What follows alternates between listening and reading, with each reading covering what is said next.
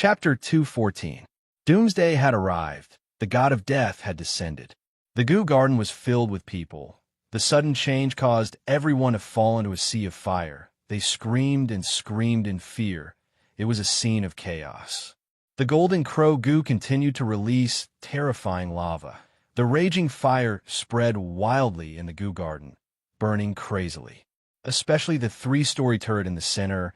It happened to be right below the golden crow goo. It was the first to bear the brunt of the fire. It instantly collapsed. Outside the dream realm, Wanine, who was sitting cross-legged, felt her heart skip a beat. She shuddered for no reason. This is... Ordinary people's souls were weak. They might not be able to sense anything. But she was different. Wanine looked at her hair, standing on end. She fell into deep thought. Even though she did not know what exactly happened, Wanine was sure that there was an intense battle somewhere. She was one of the affected parties. Her calm state of mind was affected. When immortals fight, mortals suffer. Wanine raised her head. Looking at the endless void, the corners of her lips curled up. If not for the fact that I am meditating, I might not have sensed anything. She was affected, but it was not very strong. It meant that she was not greatly affected. But, this might be a chance for me to make a breakthrough. Wanine slowly closed her charming eyes. She grasped that trace of excitement. The dark red light around her body surged.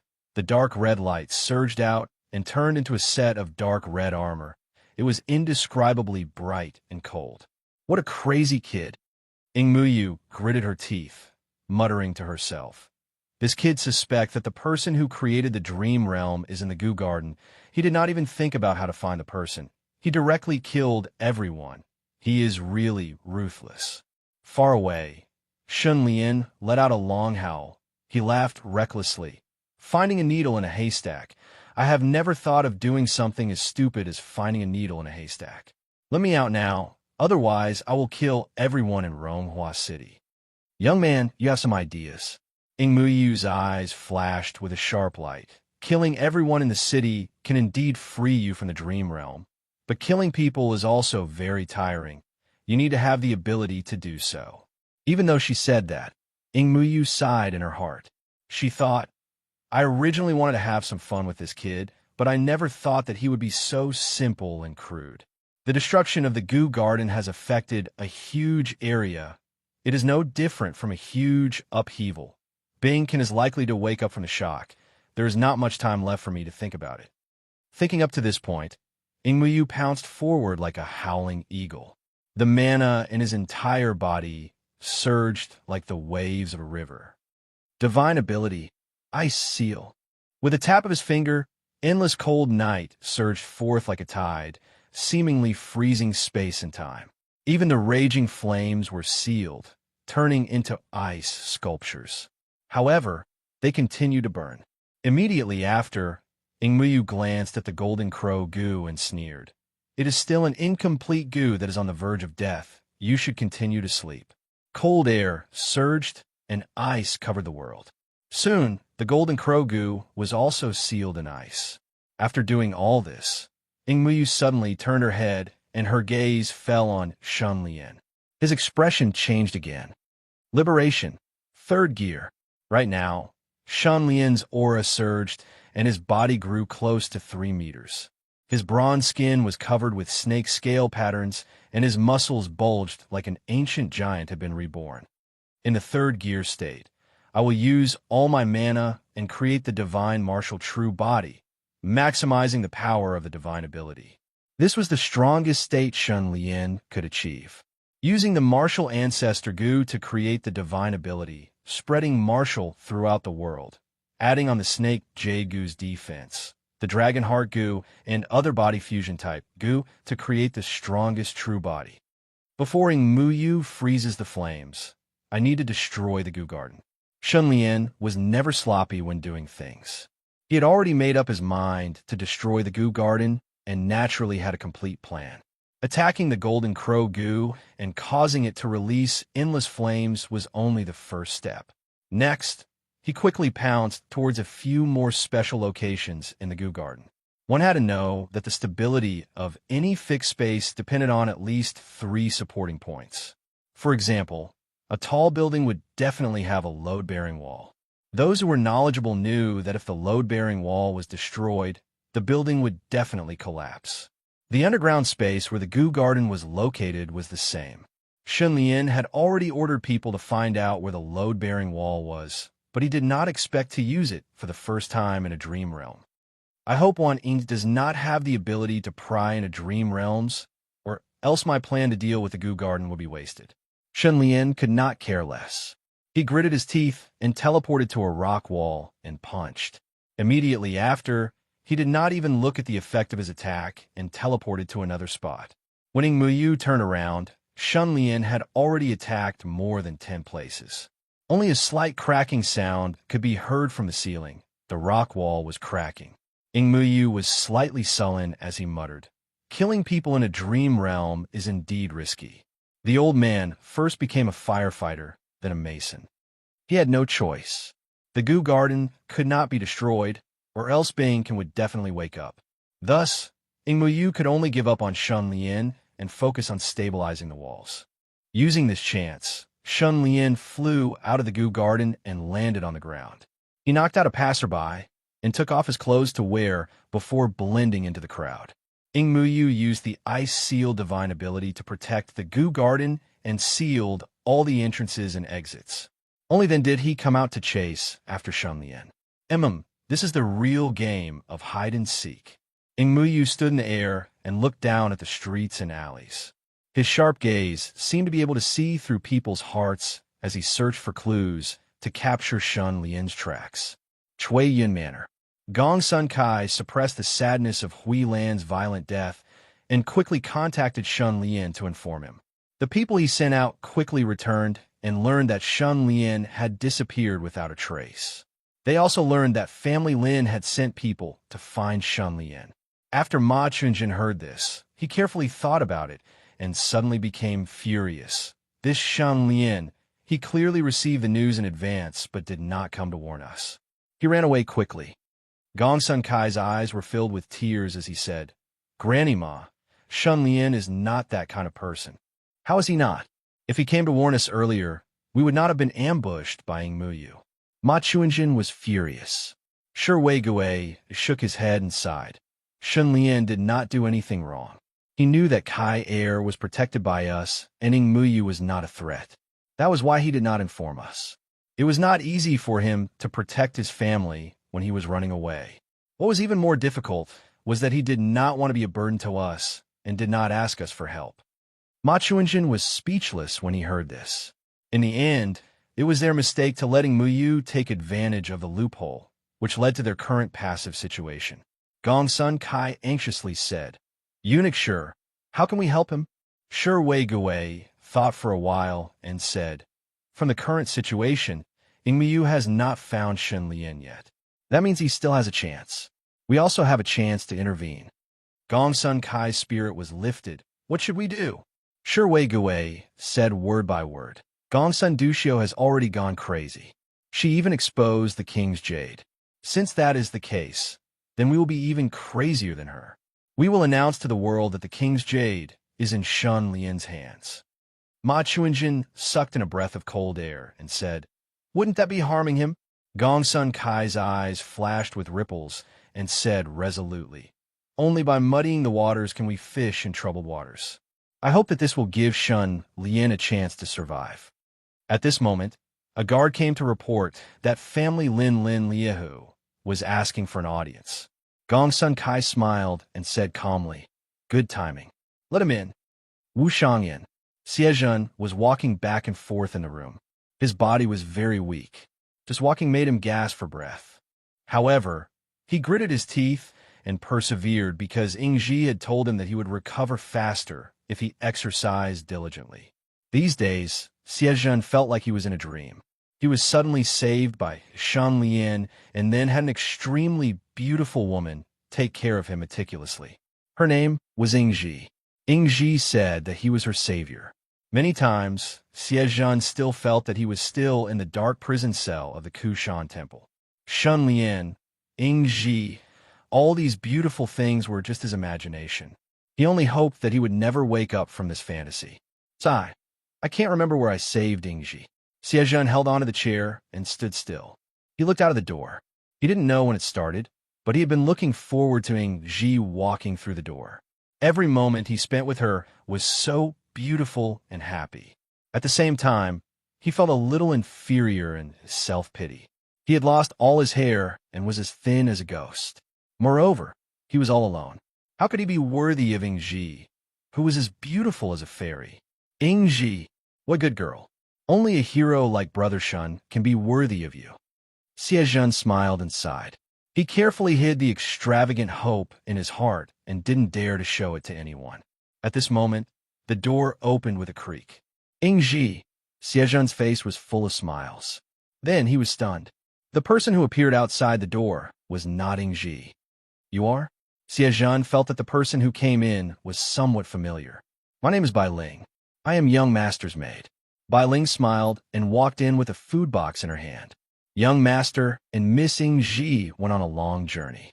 He told me to remember to bring you food. Xiejun quickly bowed and said in a free and easy manner, Thank you, Miss Bai Ling. I have been sick for a long time. Sorry to trouble you. Bai Ling opened the food box and took out exquisite dishes and porridge.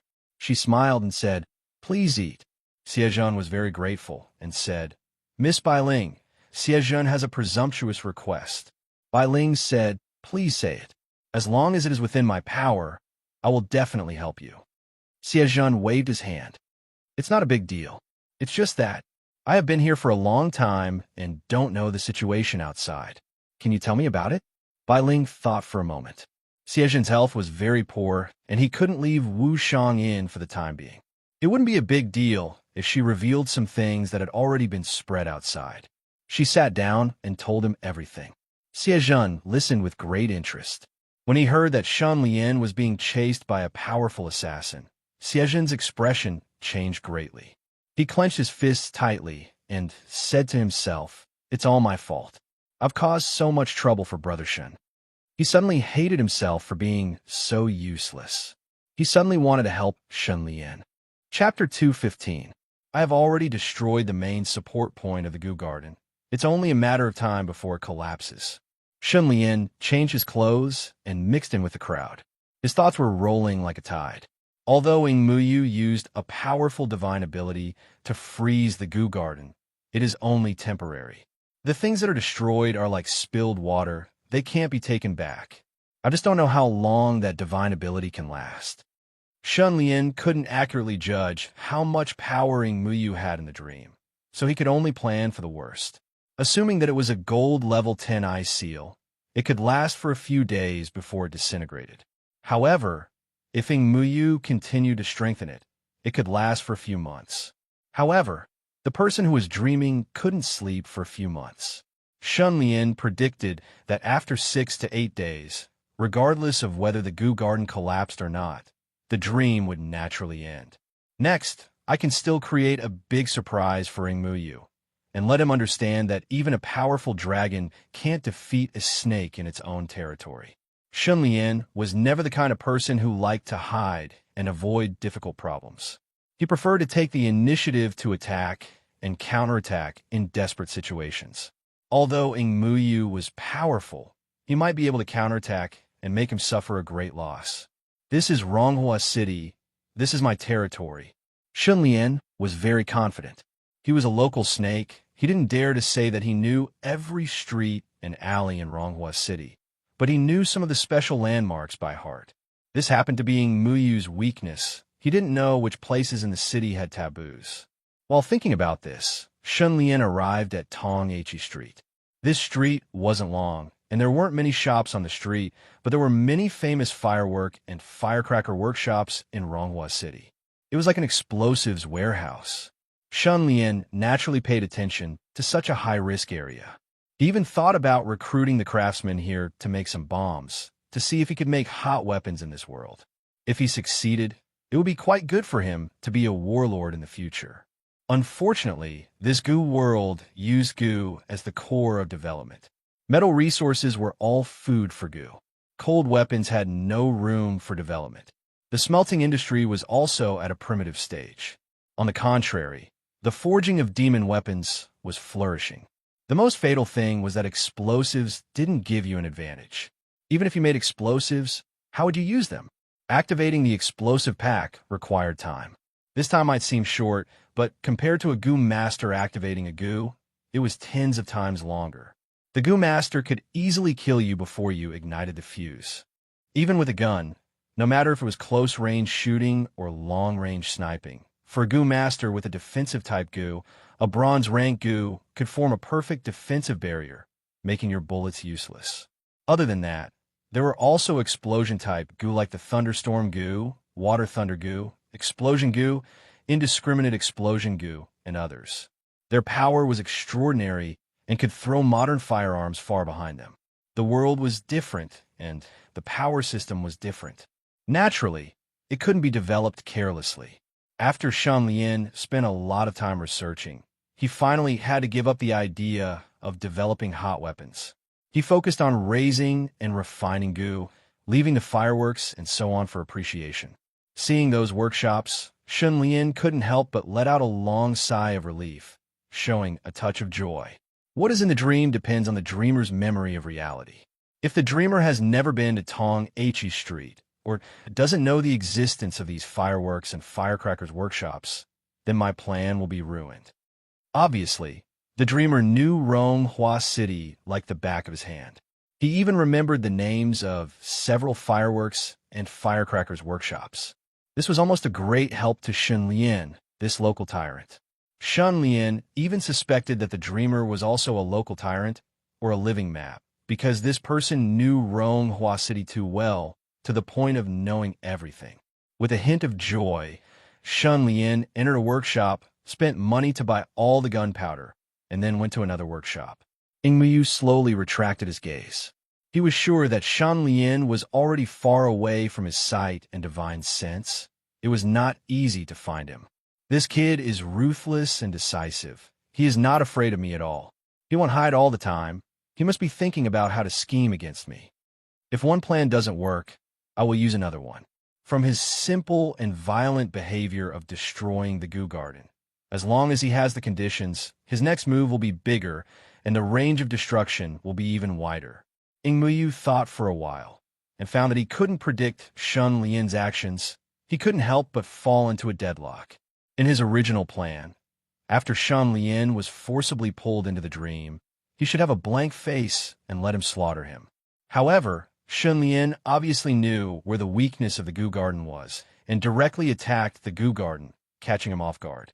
After thinking for a while, Ingmuyu suddenly curled his lips into a smile, muttering to himself, Bing Can's demon soul has been nourished quite well. I can only use less than 20% of my strength. No matter how crazy this Shen Lian is, I have more than enough strength to deal with him. In the face of overwhelming strength, any miraculous scheme would be futile. However, I can't let this kid get away with it so easily. The next time he stands in front of me, we should have a life and death battle.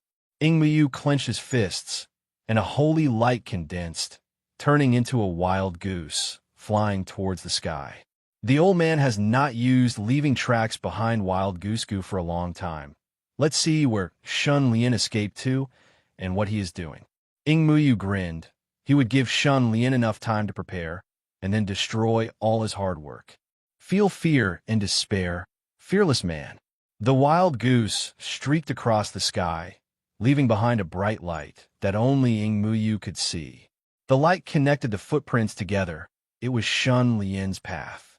Lin Liahu walked into Chui Yun Manor with a gloomy expression and only came out after about 2 hours. When he came out, he was full of smiles. Anyone could tell that his mood had improved. The two retainers beside him were the most affected. After the clan head Lin Lai Yan found out about Lin Yuanchang's misdeeds, he was incomparably furious and directly ordered Lin Yuanchang to be executed. Her death could be said to be quite miserable. It was too horrible to look at. This matter also implicated the outer clan head Lin Lai Chu. This person was Lin Yuanchang's uncle, and Lin Yuanchang was personally promoted by him. One had to know, when New Kuan's special envoy was a lucrative job, everyone was fighting for it. So Lin Lai Chu naturally left the good stuff for his relatives. Who would have thought that Lin Yuanchang was such a good-for-nothing, He was actually played by the leader of a Jianghu gang and brought about such a huge disaster. Family Lin was too embarrassed to mention such a shameful matter and publicly announced that the reason for Lin Yuanchang's death was because he was afraid of fighting. When a man was afraid of fighting, everyone looked down on him. Lin Yuanchang's death was extremely aggrieved. It was said that before he died, he kept cursing Shun Lian, his eyes almost popping out. In the end, Lin Lai Chu was implicated and was sent to the front line to spar with Family Huang's experts. Next, Lin Lai Yin and the other clan elders discussed how to deal with Shun Lian. Because it involved Northern Nether Palace and King's Jade, Shun Lian could not be treated lightly. After a lively discussion, as expected, there was a lot of controversy. Some people insisted that the guilty Shun Lian be executed. This kind of person despised Family Lin, harbored evil intentions, and deserved to be killed. Of course, Family Lin did not need to do anything. They only needed to remove him from his position and then letting Muyu deal with him. At the same time, they would not offending Muyu and Faiyuan Temple. It was the best of both worlds. Some people hoped to rope in Shun Lian. He was the son-in-law of Northern Nether Palace. Through him, not only could Northern Nether Palace be included in Family Lin's power, but most importantly, they could take the opportunity to obtain King's Jade and use it to fight against Family Huang. Victory was almost at hand. In the end, family interests came first. Lin Lai Yin stood his ground and chose to rope in Shun Lian, which was why he sent Lin Lai Chu to negotiate. But who would have thought that Shun Lian would just slip away? Lin Lai Chu came empty-handed. He naturally could not report back to his superiors. After thinking for a while, he simply went straight to Chui Yun Manor to negotiate with the young master of Northern Nether Palace. He never expected that good news would fall from the sky. Lin Lai Chu received an important piece of information. The King's Jade was in Shun Lian's hands.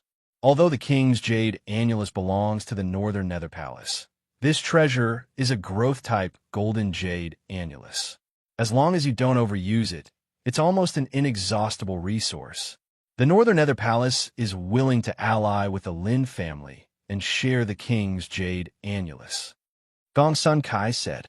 Lin Lai Chu was very excited. He immediately expressed Family Lin's sincerity.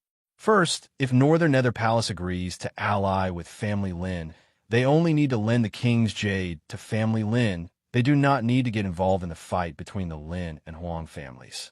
Second, Family Lin will help Gong Sun Kai defeat Gong Sun Duxiu and take back Northern Nether Palace.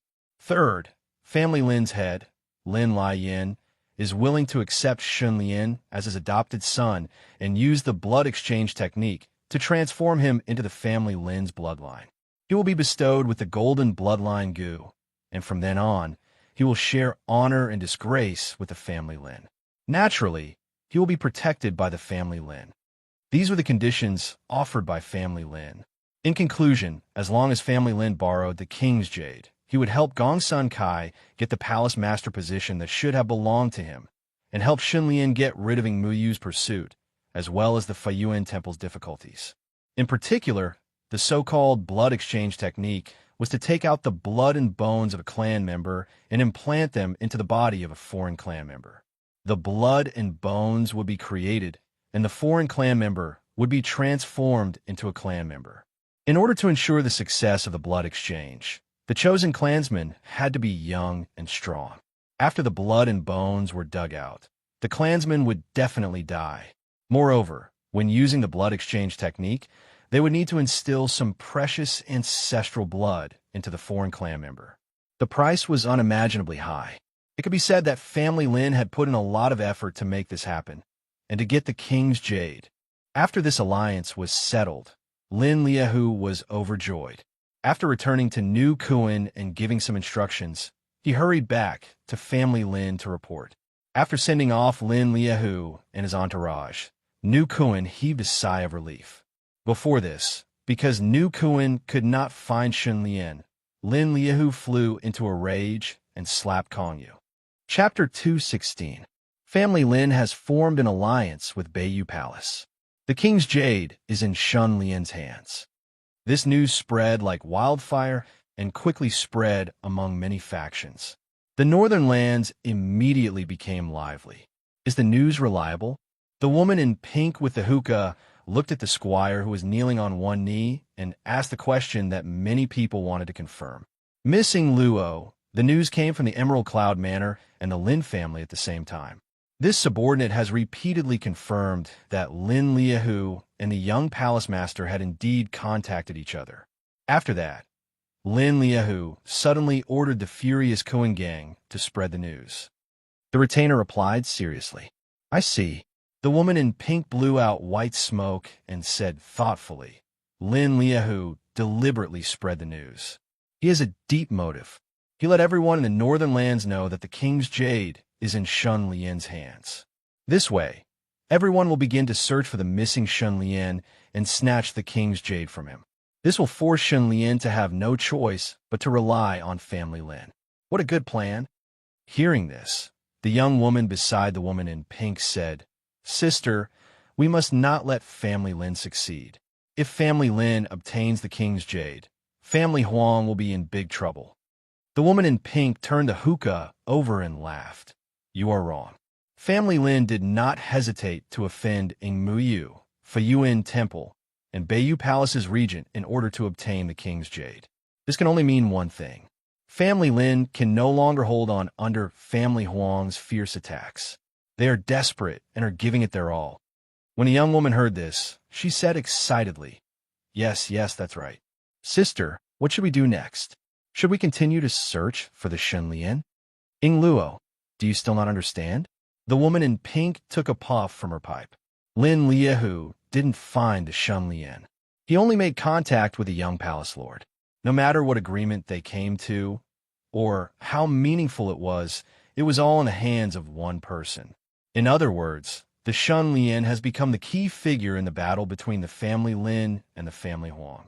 Since the Lin family dared to invest so much, why can't the Huang family do the same? An empty valley filled with orchids, and then spring departure courtyard. This was the place where 36 high-level fox demon cultivated in seclusion, far away from the hustle and bustle of the mortal world. Hong Yang stood in her small courtyard, staring blankly into space. After her mother-in-law gave the order, she had no choice but to cut off all relations with the Shun Lian. The two Gu in the wedding dress that had been going through a lot of trials and tribulations, after reuniting, before they could reach the peak, they stopped abruptly. The disappointment in her heart was indescribable. However, that was her mother-in-law's order, and she could not disobey it. Yo, matchmaker, why are you in a daze? Right at this time, Bai Lu let a few little foxes pass the door. Seeing Hong Yang's lonely figure, they all showed gloating expressions. Hong Yang sighed and said coldly, Sister Bai Lu is truly a clairvoyant. You received the news so quickly. Bai Lu was shocked. What news? Sister doesn't know anything. I was just passing by and saw your pale complexion, so I wanted to comfort you. If Sister has something on your mind, you can tell me. Hong Yang looked at Bai Lu's mocking expression and curled her lips. Sister Bai Lu, you don't need to worry. Sister is fine. Bai Lu smiled brightly. There are less than 3 years left in the 500-year competition. Sister, you have to work hard, sister. I have been looking forward to entering Youthful Palace with you. Hong Yang was speechless. After giving up on the Shun Lian, she was already out of the competition and had no hope of entering Youthful Palace. Without entering Youthful Palace, she would never be able to investigate that unjust case and find out who killed her parents. Unwillingness and anger. Hong Yang clenched her fists tightly. At this time, a fox eunuch suddenly rushed in and announced, Master Hong Yang, Grandma summons you. Summons again? Hong Yang was stunned, and Bai Lu was also surprised. She couldn't help but ask, What happened? The fox eunuch thought for a moment and seemed to think that this matter had been spread, so it was not a secret. He said, There are crazy rumors outside that the king's jade is in the hands of the Shun Lian. Grandma wants to ask Hong Yang if this is true.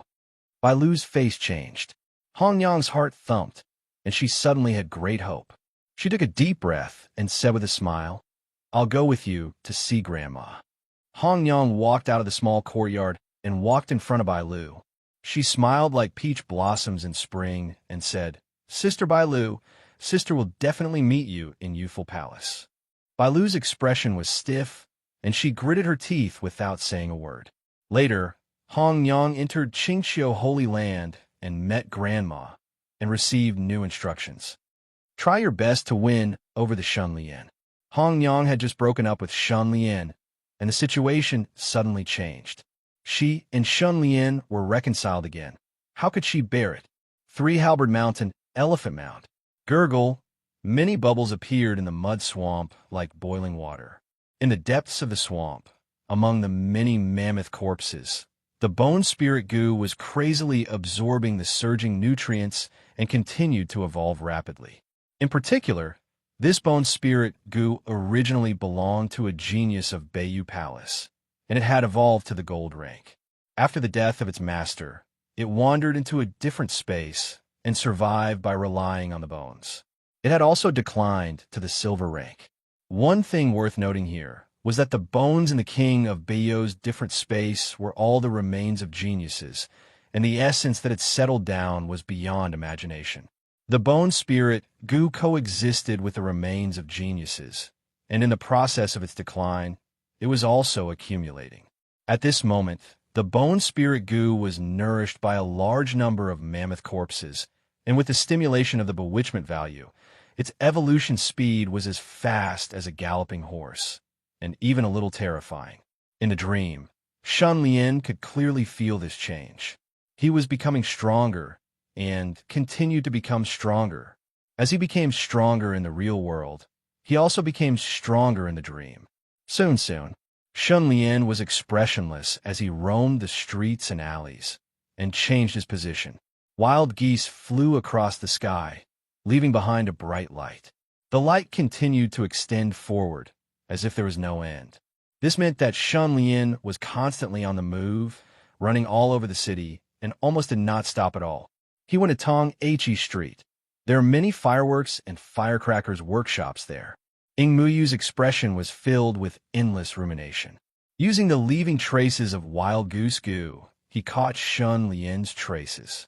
However, Shun Lian would teleport every once in a while, causing the light to occasionally break. Even though the leaving traces of wild goose goo could always find his next location, it could not find him in the end. It was only getting closer and closer. When those gunpowder explodes, the commotion will not be small. Ing Muyu's eyes turned, and guessed what Shun Lian was going to do next. It was nothing more than detonating a large amount of gunpowder, causing an earth-shattering effect, and awakening Bing can, unfortunately, you don't know that the old man has the quiet sound goo, which can make the whole Ronghua city still for a few breaths of time, which is enough to destroy all of your plans. As long as he finds the location where you stored the gunpowder, the old man will definitely win. Ing Muyu thought. The location of the battle will be at Fu Rong Street. Shun Lian was mixed in the crowd, slowly letting out a breath of turbid air, and a resolute expression appeared on his firm face. In a battle between experts, their hearts were connected.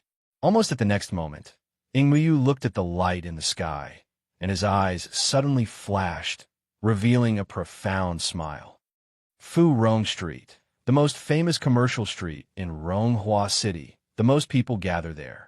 Ing Muyu was sure that Shun Lian would start the battle at Fu Rong Street, and their first battle in the dream would come to an end. Whoosh! The great rock spread its wings and hated the heaven and earth. Ing Muyu floated to the top of the turret, overlooking Fu Rong Street.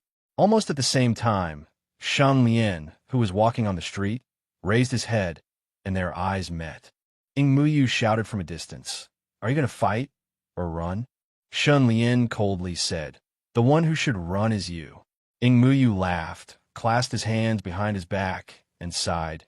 People are always addicted to their own hopeless self-confidence. Shun Lian, the old man is different from you. The old man has seen a real mountain, and only then did he become a mountain. Shun Lian looked at Ing Muyu's short and thin figure, and joked, "Your mountain is really not that tall." Ing Muyu laughed it off, and then the breath on his body suddenly skyrocketed, and his body suddenly grew taller, until he was more than 10 feet tall. His skin was like white jade, and he looked like a god descending from the heavens, shining brightly, and He had 3 heads and 8 arms. This is my magical power real body, which is suppressed in this dream and is only about 10 feet tall. However, as the saying goes, virtue is 1 foot tall, and the devil is 10 feet tall.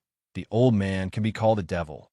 Ingmuyu's power was unparalleled, and his 8 arms swayed, and 8 fierce demon weapons appeared in his hands, as if Neza had come out of nowhere, roaring and rushing towards Shunlian. Liberation, 3rd gear. Shunlian immediately used his strongest form to fight. Without hesitation, he ignited a pack of explosives and threw it towards Ingmuyu in the air. Then, without even looking at the result, he rushed toward a porcelain shop nearby and saw that there was a huge pack of explosives in the shop, and the fuse was ignited as soon as it was touched. At this moment, there was an explosion in the air, and the pack of explosives exploded in front of Ingmuyu. But Ingmuyu did not even close his eyes, and the explosion, which was enough to blow a person into pieces, did not cause him any harm, and his body continued to rush towards Shunlian at a constant speed. "Come on!" Shunlian punched through the back wall of the porcelain shop, and at the same time, Ingmuyu appeared in front of the shop, and the fuse was ignited to the end, and a huge explosion was heard. Divine power, heaven and earth silence. Ingmuyu's face was full of mockery, and time seemed to have stopped. The flames that were released from the explosion and the shock waves that were floating in the air all froze in an instant. Shunlian also seemed to have been hit by the body freezing spell, and his running body also stopped, and only his eyes could still move. Chapter 217. Heaven and earth fell silent, and everything froze. Even though Shunlian was in his strongest 3rd gear state, his entire body was as heavy as lead, and only his eyeballs could barely move. In just an instant, the situation was completely reversed. Ingmuyu, who should have been engulfed by the explosion, arrived in front of Shunlian with the attitude of a victor. His expression was cold, and there was a hint of mockery. There are not many people who can force the old man to use the sound of heaven and earth. You should be proud. Ingmuyu raised his hand indifferently and slowly reached out towards Shunlian's neck. He pinched it. It's over. Victory or defeat is life or death. At this moment, Ingmuyu touched Shunlian, and it was as if he had grasped victory in the palm of his hand. Even though this was a dream, the thrill of killing a prey was incomparably real. However, at the same time, in the elephant mound, the bone spirit Gu flew out of the mud swamp with a strong aura and returned to Shunlian's body. The smile on Ingmuyu's face suddenly froze, and a trace of unease flashed past his mind. A huge and sharp elephant tusk suddenly pierced through the void. Ingmuyu's eyes instantly widened to the extreme. His expression was very interesting, and there was 30% surprise and 70% joy. The elephant tusk crashed into Ingmuyu's chest. The 3-headed and 8-armed Ingmuyu flew backwards. Instantly, the sound of heaven and earth was interrupted, and everything flowed like water again. Interesting. Let's meet again in the dream. Ingmuyu grinned, and his butt fell right onto the gunpowder bag. A powerful explosion shot up into the sky. The terrifying shockwave swept in all directions, causing huge destruction, and was accompanied by an earth-shaking boom. Elephant Mound. Shunlian suddenly opened his eyes and panted heavily. You're awake. Ingji hurriedly walked over and could not help but ask, "How was it?" "Let's call a draw," Shunlian said lightly. This result caused Ingji to be extremely shocked. Ingmuyu's fierce reputation was not exaggerated, but it was accumulated from killing after killing. He truly relied on killing to gain a great reputation. He was known as the Golden Killer Boss, and as a legend, he could kill golden killers like he was slaughtering dogs. Shunlian was able to fight Ingmuyu to a draw. Even if it was in the dream realm, it was still very impressive. Shunlian quickly calmed down and asked, "Ingmuyu said that he would meet me again in my dreams. What does that mean? Can he keep killing me through my dreams?" Ingji thought for a while, and his expression turned gloomy. He sighed, "This is the terrifying part of the dream realm, Gu. Those who are hit by it will be continuously harassed. Thus, after entering the dream, you and Ingmuyu have established a very subtle relationship. You have me, and I have you. Because of this, the next time you fall asleep, you will still enter the dream realm and be chased by Ingmuyu until you die in the real world. It can be said that he will not stop until you die. Shunlian was shocked. He took a deep breath and fell into deep thought. Ingji was also thinking of a solution. She had lived for more than 1,000 years and had seen a lot. After thinking carefully, she had an idea, but she did not know whether she should say it or not. Seeing this, Shunlian asked, "You have a solution, right?" Ingji nodded. "There is a solution, but the price is very high, and it might even destroy you." Shunlian was silent for a while. "Tell me about it." Ingji said, "The first method is to use the chaos spirit goo to erase all your memories. By doing this, you will be like a blank piece of paper, and it will greatly reduce the damage of the dream realm to you.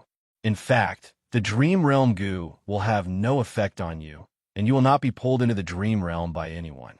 The second method is to use the devour goo.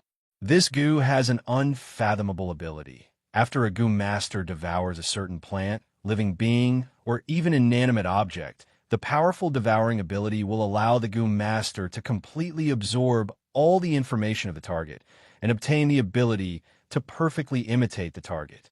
That is to say, you can become anything you devour. However, when you become the target of the devour goo, the soul of your main body will fall into hibernation, and there is a huge risk that you will never wake up. Over time, you will live as another life form, and you will no longer be you." Shunlian heard this and smiled bitterly. Chaos spirit goo losing its memories, or a raccoon turning into a prince? Ingji said helplessly. Although there are goo that can restrain any goo, the methods in goo that can restrain the dream realm goo are only suitable for a fight between people of the same strength. Your situation is more difficult because no matter what, the current you is not Ingmuyu's match. Shunlian, who had personally experienced how strong Ingmuyu was, knew this better than anyone else. This time, he had relied on the bone spirit goo's nourishment and rapid evolution in the elephant tomb to get out of danger. Next time, Ingmuyu would definitely prepare a goo that could restrain the bone spirit goo, and he would have no chance of surviving after using all his trump cards. Shunlian's lips tightened for a while before he made up his mind and asked, "Where is the devour goo?" Ingji said, "Follow me." The two of them left the elephant tomb, but did not leave the Three-Halberd Mountain. They only searched for something in the nearby mountains. After about an hour, Ingji's face suddenly lit up with joy. He quickly walked forward and pushed aside the weeds, revealing a dark cave entrance. Ingji shook his body and turned into a gust of cold wind, drilling into the cave. After a while, strange sounds came from the cave, and the ground trembled slightly. After a while, with a loud bang, Ingji rushed out of the cave, holding a green-skinned humanoid monster in his hand. It had a wide face, a concave nose, sharp ears, and poisonous fangs. Perhaps because it lived underground, its eyes were pale white, as if it had no vision. Shunlian looked at it carefully, and his expression became interesting. This monster looked like a goblin. Ingji said with disgust, "This thing is called an earth demon, also known as a goblin. It is smelly and ugly, and lives underground all year round. It likes to eat earthworms. According to Granny, earth demons have lived since ancient times and are an extremely ancient monster species. But their intelligence is too low, and it is too difficult for them to evolve. Their lifespan is also short, and they're almost useless." Shunlian asked in astonishment, "Then why did you catch it?" Ingji did not say anything and cut open the earth demon's stomach, digging out a goo, and said, "Swallow goo is the earth demon's companion goo. These lowly things do not have strong battle strength, but they have a pair of terrifying poisonous fangs. If other creatures are accidentally bitten by it, there is almost no chance of escaping. Then the earth demon will eat them and finally turn into them, becoming another species. This is the reason why the earth demons have a strong reproductive ability, but their numbers are low. When the earth demon turns into another species, if it cultivates into a demon, it will give birth to a new companion goo. Thus, to them, swallow goo is a one-time consumable goo. Shun Lian took the swallow goo and found that this goo was like a jelly, translucent, and had a slimy mucus on it. Ying Ji looked at Shun Lian and said, "You have to think carefully. If you use the swallow goo, you might not be you anymore." Shun Lian said, "I will think about it again. Thank you for helping me so much. From now on, I will walk on my own." Chapter 218. Lu Clan's Silk Brocade Workshop. Vinkin woke up slowly with a splitting headache. She could not help but groan softly. You use too much soul power, you will feel uncomfortable. You need to rest for a while. Don't worry, there won't be any sequelae. Ing Muyu's voice slowly resounded in Bing Can's ears. Bing Can's shaky vision gradually gathered. After a while, he could finally see clearly. He could not help but ask, "What happened in the dream?" "I only remember an incomparably loud explosion." Ing Muyu seemed to be very happy. She had an expression of enjoyment as she laughed. The old man fought with the Shun Lian. It was very enjoyable. It has been a long time since someone could make the old man rack his brains like this. Binkin heard this and could not help but ask in astonishment, "You didn't kill the Shun Lian?" Ing Muyu dismissed it with a smile. She stood up and said, "Have a good rest. You will recover in a day or two. The old man will take his leave now." Binkin quickly stood up and sent her off. After Ing Muyu left Silk Brocade Workshop, she did not stay in the city. She left Ronghua City and went to the north. She met up with the five-color bull on the way. Yellow Ox was somewhat astonished. He asked, "What? You didn't kill the Shun Lian?" Ing Muyu shrugged and said simply, "The Shun Lian is very interesting." Yellow Ox squinted his eyes and said, "Be careful not to fail miserably. I heard from Xiao Du that this Shun Lian is not simple. He single-handedly slaughtered the rat demon army of Earth Dragon Mountain and defeated the genius of the Deer Demon Clan, Mu Xiao Yao. His growth potential is limitless." Ing Muyu nodded. "Regarding his growth potential, I've already experienced it." Yellow Ox let out a long "oh." Ing Muyu said, "I fought with him in the dream realm. When I was about to die, he suddenly broke through and used the undead-type goo. He caught me off guard and turned defeat into victory." Yellow Ox was speechless. Did he have a trick up his sleeve before he was pulled into your dream? Ing Muyu curled his lips and said with a frown, "That seems to be the case. But what I don't understand is how that undead-type goo could evolve so much in such a short period of time." Yellow Ox replied, "Geniuses naturally have their own strengths. That's why hunting geniuses is so interesting." Ing Muyu said with a teasing smile, "Let's go. I don't have any goo that can restrain undead-type goo. I need to find a holy light goo or soul-subduing goo. Coincidentally, someone owes me a soul-subduing goo. Let's go collect the debt." Shun Lian watched as Ing Ji left. Sigh. Ing Ji hopes that I will consider it carefully. Even so, I don't have a better choice. Shun Lian held the swallow goo and walked towards the elephant mound. He placed the bone spirit goo into the elephant mound. There are large numbers of mammoth remains here to nourish your growth. You can evolve here in peace. Shun Lian transmitted his thoughts to the bone spirit goo. "I will leave for a while. I will come back to take you away in the future. If I don't come back, you can wait for the fated person." It was as if he was saying his last words. Then, Shun Lian dripped his blood to feed the swallow goo. This goo was an earth demon's companion goo. It was different from naturally born goo. It was extremely difficult for a human to refine a companion goo. The more useful method was to kill a demon and refine its corpse into a demon weapon, then use the demon weapon's aura to refine the companion goo. This method had a higher success rate. Shun Lian had the life twister goo. He did not need to go through so much trouble and refine it instantly. The interface flashed, and a new message appeared. Swallow goo, white class, special effect, swallow, and assimilate, consume 5, decoy points, swallow Guam, can evolve by 1 level. Do you want to evolve? From this special effect, the more prey this goo consumes, the faster it evolves. With the help of the decoy points, it shouldn't be a problem for it to evolve by leaps and bounds. The only problem was that after Shun Lian consumed a prey, he would become that prey. At that time, he would no longer be himself. He might not even remember the existence of a life Twister Gu. As he thought about this, a ferocious smile appeared on Shun Lian's face. He muttered to himself, "Let's give it a try then.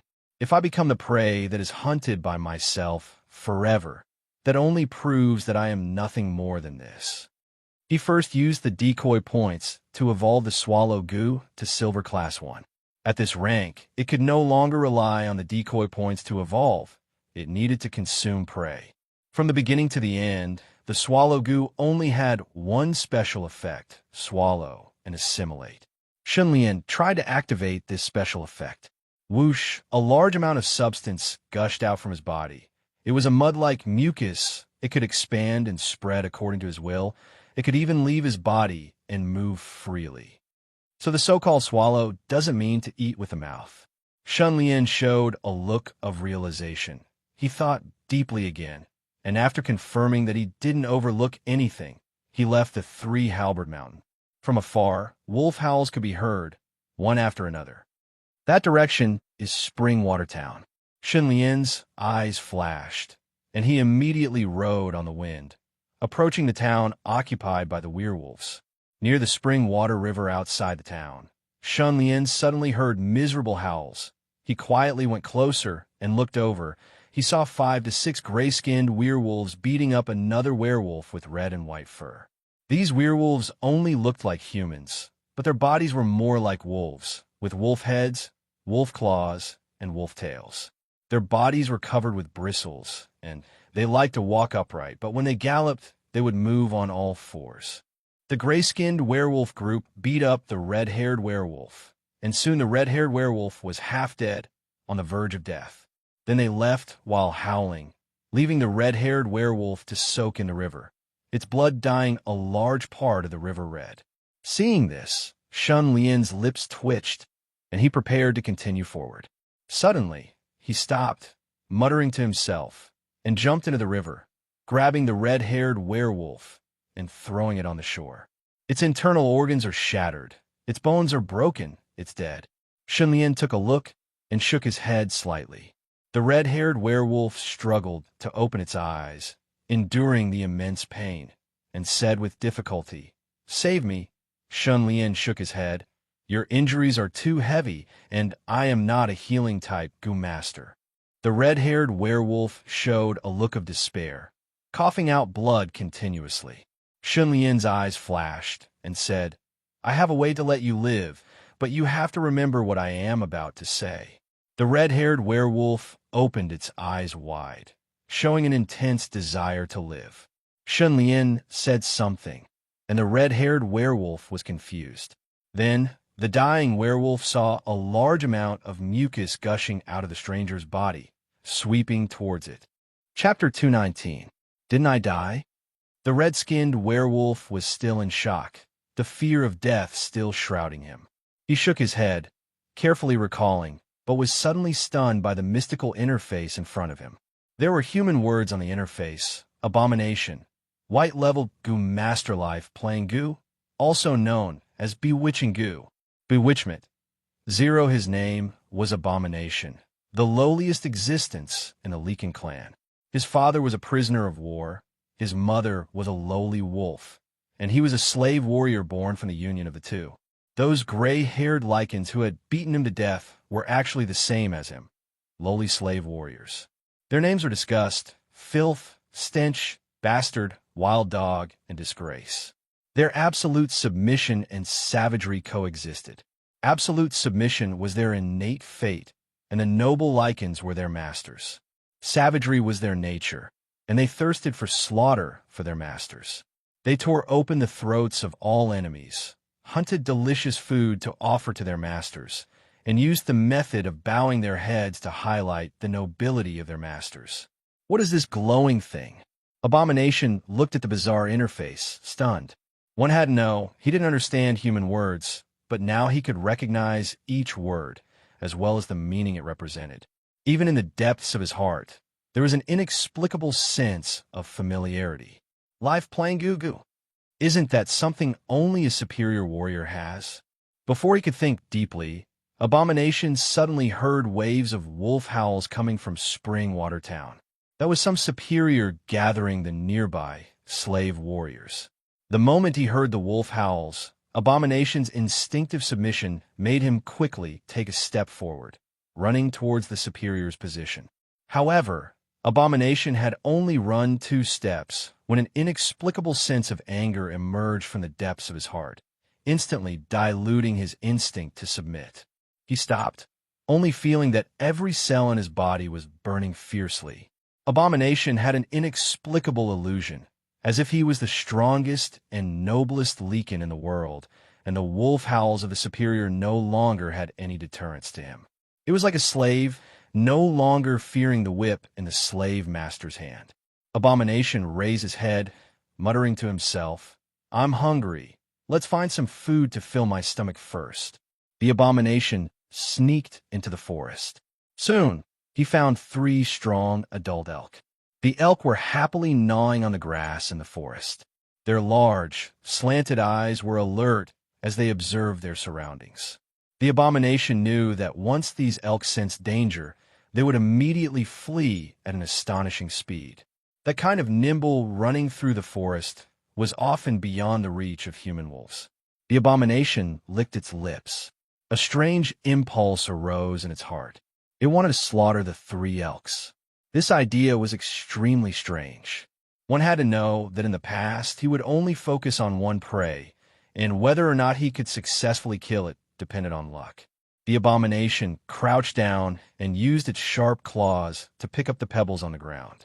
Finally, it picked up 2 sharp pebbles and threw them at the 2 elks at the same time. The moment he threw the stone, his body rushed out like the wind. 2 pebbles flew through the air and hit the 2 elks with a boom. The Abomination pounced on the 3rd elk. That elk was obviously the strongest and the most alert. As if it had foreseen danger, it turned around and ran. Its explosive power was very strong, and it rushed several meters away in an instant. The Abomination was anxious. Its sprinting speed had reached its limit, but its claws were still half a meter away from the elk's swinging tail. Seeing that the elk was about to slip away from its fingertips, the Abomination suddenly erupted with a powerful aura. Mud-like mucus spurted out from its claws and rolled the elk in. The Abomination's eyes suddenly widened. He watched helplessly as the mud-like mucus quickly retreated back into his body, and the elk disappeared along with it. Seeing this scene, the Abomination fell into a daze. Once again, he recalled the painful experience of being beaten up by the despised guys, but the screams of the other 2 elks quickly pulled him back to reality. He subconsciously raised his arms and spat out a mud-like mucus, wrapping the 2 elks in it. This time, the Abomination was calmer. It carefully savored the whole process. It felt that the elks were quickly digested, and then a surge of heat flowed into it, strengthening its body. For a moment, the Abomination felt as if it had become an elk, but this primitive impulse was exceptionally weak, completely suppressed by its ferocious nature. The Abomination stood there in a daze, not knowing what to do. At this time, it noticed that the interface was flashing, and a new message appeared. Devouring goo, silver level 1, special effect, devouring assimilation, devouring 3 elks, assimilation in progress. The Abomination looked at the interface in shock. It felt that its body was crazily plundering and absorbing the life energy of the 3 elks. This made its muscles gradually bulge, its claws become longer and sharper, and power continuously surged out. Assimilation complete. Obtain strength buff, explosive power buff, wider vision buff, elk horn buff. The Abomination felt that it had indeed become stronger. Its body had been strengthened in all aspects. For example, its left eye had been injured when it was young, so it could not see things clearly. Now it could clearly see the spider webs on the treetops. The 2 symmetrical ends on its head were faintly hot. The Abomination's mind moved, and with a whoosh, sharp horns emerged from its flesh. The horns were forked, very much like the antlers of a deer. Although I don't know what's going on, I, the Abomination, will become the strongest and most terrifying king of devouring. The abomination clenched its fists and felt its sharp nails pierce into its rough skin. Its beast blood boiled, and it could not help but howl, as if it had broken free from a cage and obtained freedom. Then continued to devour. The abomination looked at Spring Watertown, and then walked into the depths of the forest. A fierce tiger was gnawing on a wild boar. Suddenly, a shadow fell on top of its head, and the fierce tiger's hair stood on end. The moment it raised its head, its sharp claws, wrapped in a cold and terrifying power, pierced through its head. The abomination landed on the ground, the corners of its mouth curling into a sinister smile. It raised its hand, and with great familiarity, released a mud-like mucus. Soon, the fierce tiger and wild boar disappeared from the ground. Assimilation complete. Obtained strength amplification. Obtained the strength of tiger's leap. Obtained the might of tiger's claw. Obtained the dexterity of tiger's spirit. Obtained the fury of wild boar. Obtained the coarse skin and thick flesh. The abomination shook its body a few times, quickly adapting to its newly obtained strength. It looked at the fur on its body. The white fur was as smooth as snow, while the red fur was like a burning flame. Its entire body had grown a lot and was a head taller than 7 days ago. My strength seems to be inexhaustible. The abomination enjoyed the wonderful feeling of becoming stronger, and its heart yearned for more slaughter. Its killing intent was boundless, and it desired the whole world to submit to its claws. At the same time, it also knew that there was a huge gap between itself and those upper-level lichens.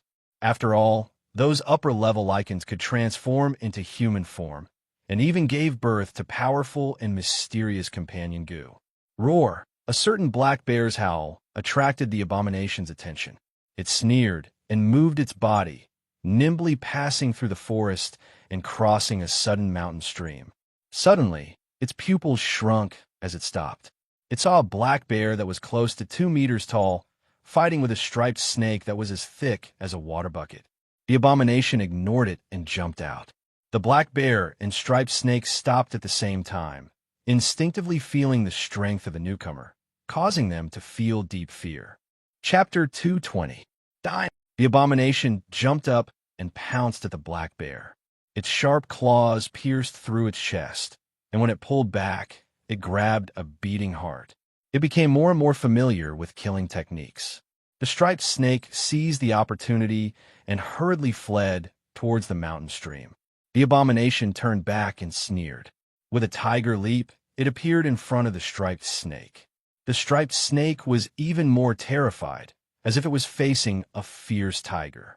Snakes were afraid of tigers, and the tiger's nimble movements made the snake completely helpless against them.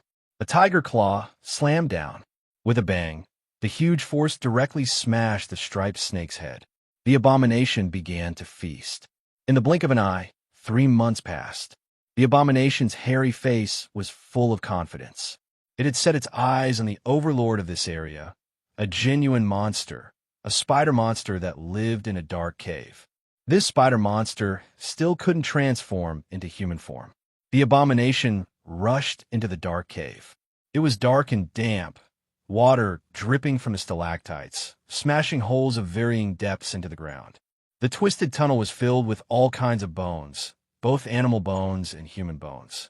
The abomination quickly smelled the scent of its prey. At the same time, it came to an incomparably large cave.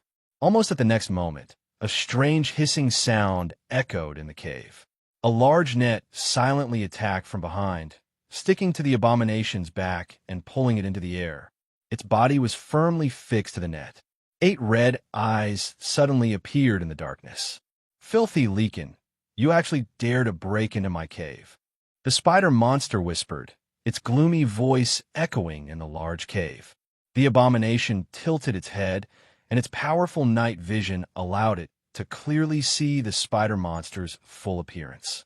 A large and ugly 8-legged monster. The abomination sneered. "After swallowing you, the abomination, will become even stronger. You're courting death." The spider monster quickly closed in, opening its bloody mouth to bite. the abomination suddenly spat out a mouthful of thick green smoke. The green smoke rolled down, and the large net immediately dissolved. The abomination fell from the air. The spider monster missed its target and was even choked by the green smoke. It hurriedly shrank back. The abomination quickly leaped up, its sharp claws slicing through the air. 5 cold lights flashed, and the back of the spider monster's pitch-black carapace produced fine sparks, illuminating the darkness. "Oh, you can't even break my claws?" Surprise flashed across the abomination's face. "Your claws can't hurt me." The spider monster came back again, spitting out strands of spider silk from its mouth like a snake wrapping around him. The abomination allowed the spider silk to wrap around its body and was soon wrapped into a ball. The spider monster was cautious and did not approach. Instead, it said coldly, "My spider silk also has a strong corrosive effect. Just wait to become a puddle of blood." After waiting for a while, there was no movement from the abominations. The spider monster couldn't help but approach.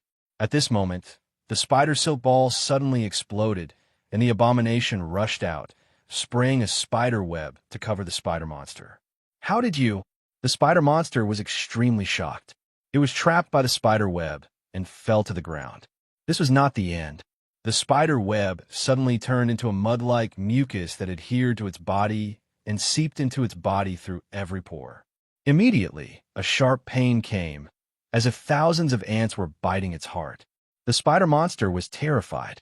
It rolled around in pain, but it could not get rid of the mud-like mucus. Taking advantage of this opportunity, the abomination rushed towards the spider monster. Huge rhinoceros horns appeared on its head, and with a huge force, it directly sent the spider monster flying. Then, the abomination pounced, flipped the spider monster over, and clawed at its soft lower abdomen. Its slender wolf claws turned into short but powerful bear claws.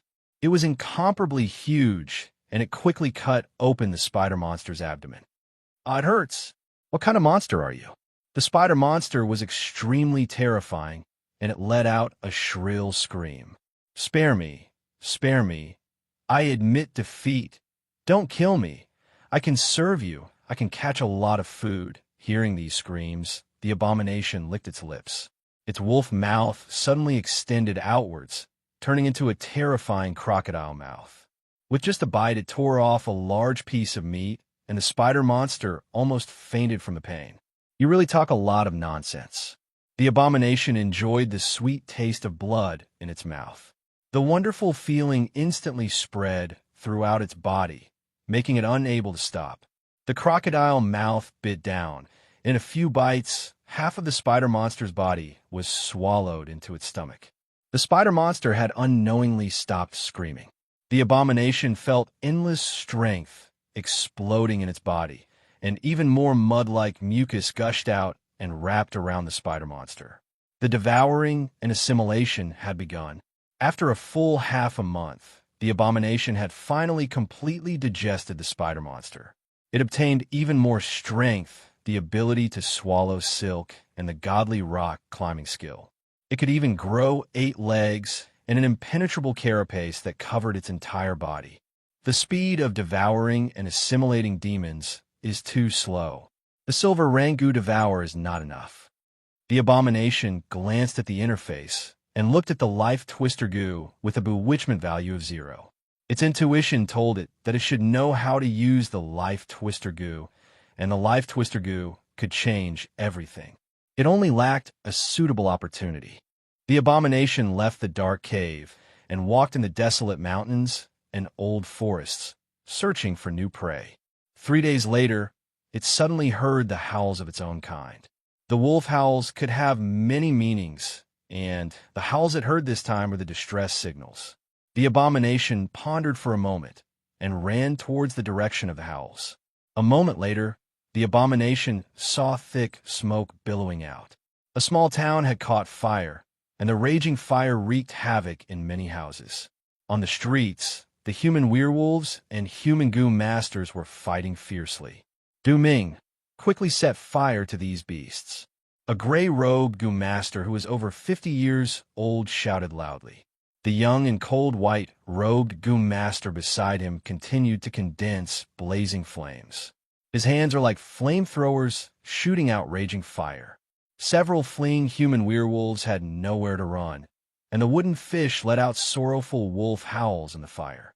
On the other side, in a 3-meter-long dead alley, there were still several human werewolves forced into it.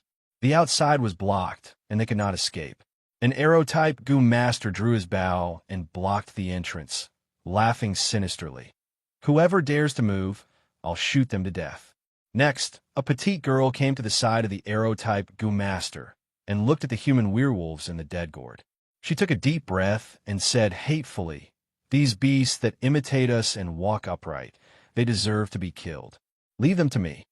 She charged into the dead alley, and a terrifying blade light appeared in her hands. There were 18 of them, and they flew towards the human werewolves. The blade light that was controlled freely was incomparably sharp, and soon several human werewolves were chopped into pieces. "Ing, your blade light goo has become more adept at controlling it." The arrow-type Goom Master laughed happily. "Of course, I am Ing, the true inheritor of the Fire Blade sect." The petite girl was immensely proud of herself. She tilted her head and looked not far away, her eyes burning with battle intent. "Let's go and help Master and Brother." Soon, Ing, the arrow-type Goom Master, and the gray-robed and white-robed Goom Masters gathered together. The 4 Goom Masters used their overwhelming strength to exterminate all the human werewolves in the town. The gray-robed Goom Master was the master of the other 3 juniors, and also the sect leader of the Fireblade sect. His name was Guang Tian, and he said solemnly, "The commotion here is big enough. It will definitely attract many human werewolves.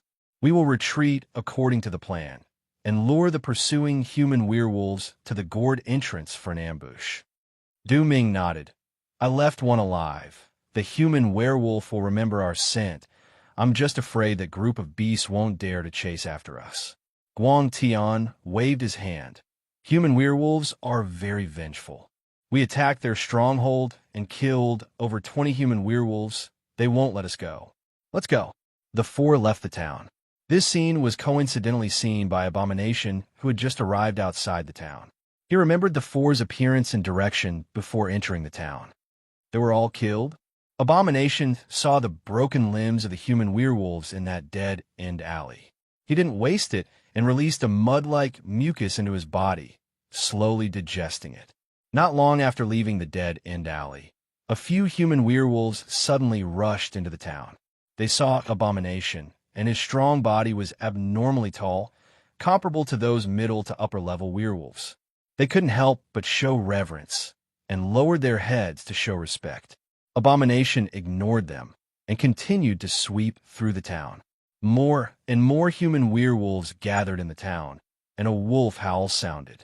This was a gathering signal sent by a superior, and it was like the bell of a class. It had some kind of magical power, causing all the human werewolves to quickly gather. Abomination slowly walked over, and at a glance, there were at least 50 to 60 human werewolves gathered around an upper-level human werewolf with gray and white fur. It's them. Abomination found Abomination, dirty, stench, bastard, wild dog, and disgrace. They also looked over, but immediately lowered their heads and ears, not recognizing him at all. Seeing this, Abomination couldn't help but pout. Following Abomination's entry, the other werewolves quickly made way for him to enter. The upper-level human werewolf looked around, and when he saw Abomination, his pupil shrunk, and he said loudly, "I am AI Wugu from the Frostwolf tribe. Human Goom Masters kill my brothers. I will lead you to hunt them down. Who wants to challenge my leadership?" The human werewolves uniformly lowered their heads. Abomination thought for a moment, and also lowered his head. It was worth mentioning here, the human werewolves were actually just a general term, and were divided into many tribes, like the Silver Wolf tribe, Frost Wolf tribe, Fire Wolf tribe, Flying Wolf tribe, Transformation Wolf tribe, Three-Eyed Wolf tribe, and so on. They were all under the rule of the highest leader, the Wolf Demon King. When different tribes mixed together, the strong ruled. This was the iron law of the human werewolves. Seeing this, AI Wugu nodded in satisfaction and asked, "Where is that survivor?" A human werewolf walked out of the crowd, trembling. AI Wugu asked, "Do you remember the scent of those humans?" The human werewolf nodded and looked towards a certain direction, saying, "A total of 4 Goom masters went that way." Pausing for a moment, he continued, "3 people attacked. 1 used fire, 1 used a blade, 1 used an arrow, and the last old man did not attack." Chapter 221. The lycanthropes moved at the sound. Several flying wolves immediately soared into the air. The fleshy wings under their ribs stretched out, and they soared at a low altitude like swallows. Abomination clicked his tongue. He had also obtained the ability to fly, but he preferred to run on the ground. "Let's go together." AI Wu Wei came to Abomination's side. Abomination nodded. They ran side by side. The small town was soon far behind them. AI Wu Wei, what is your name? Abomination. Abomination. Abomination? AI Wu Wei's expression changed. He was stunned for a moment before saying in surprise, "This is the name of a slave warrior." "Are you?" Abomination sneered. "My background is not good." AI Wu Wei understood and laughed. "Heroes do not care about their background. The strong are respected. Why don't you change your name?" Abomination said lightly, "I like this name, even if Abomination is the name of a slave warrior. One day, I will make this name resound everywhere. The whole world will tremble because of my name." AI Wu Wei raised his eyebrows, asking, "Are you interested in joining the Frost Wolf tribe? Our Frost Cave should be able to help you produce a companion Goo faster." Abomination's gaze flashed, saying, "After this matter, I will go with you to take a look." AI Wu Wei grinned. 3 days later, the lycanthropes followed the tracks of the 4 Fire Blade sect members and came to a valley. Further ahead was the famous Fierce Land gourd entrance. The auras of the 4 Fire Blade sect members had completely disappeared at the entrance of the gourd entrance. The gourd entrance is easy to enter, but hard to leave.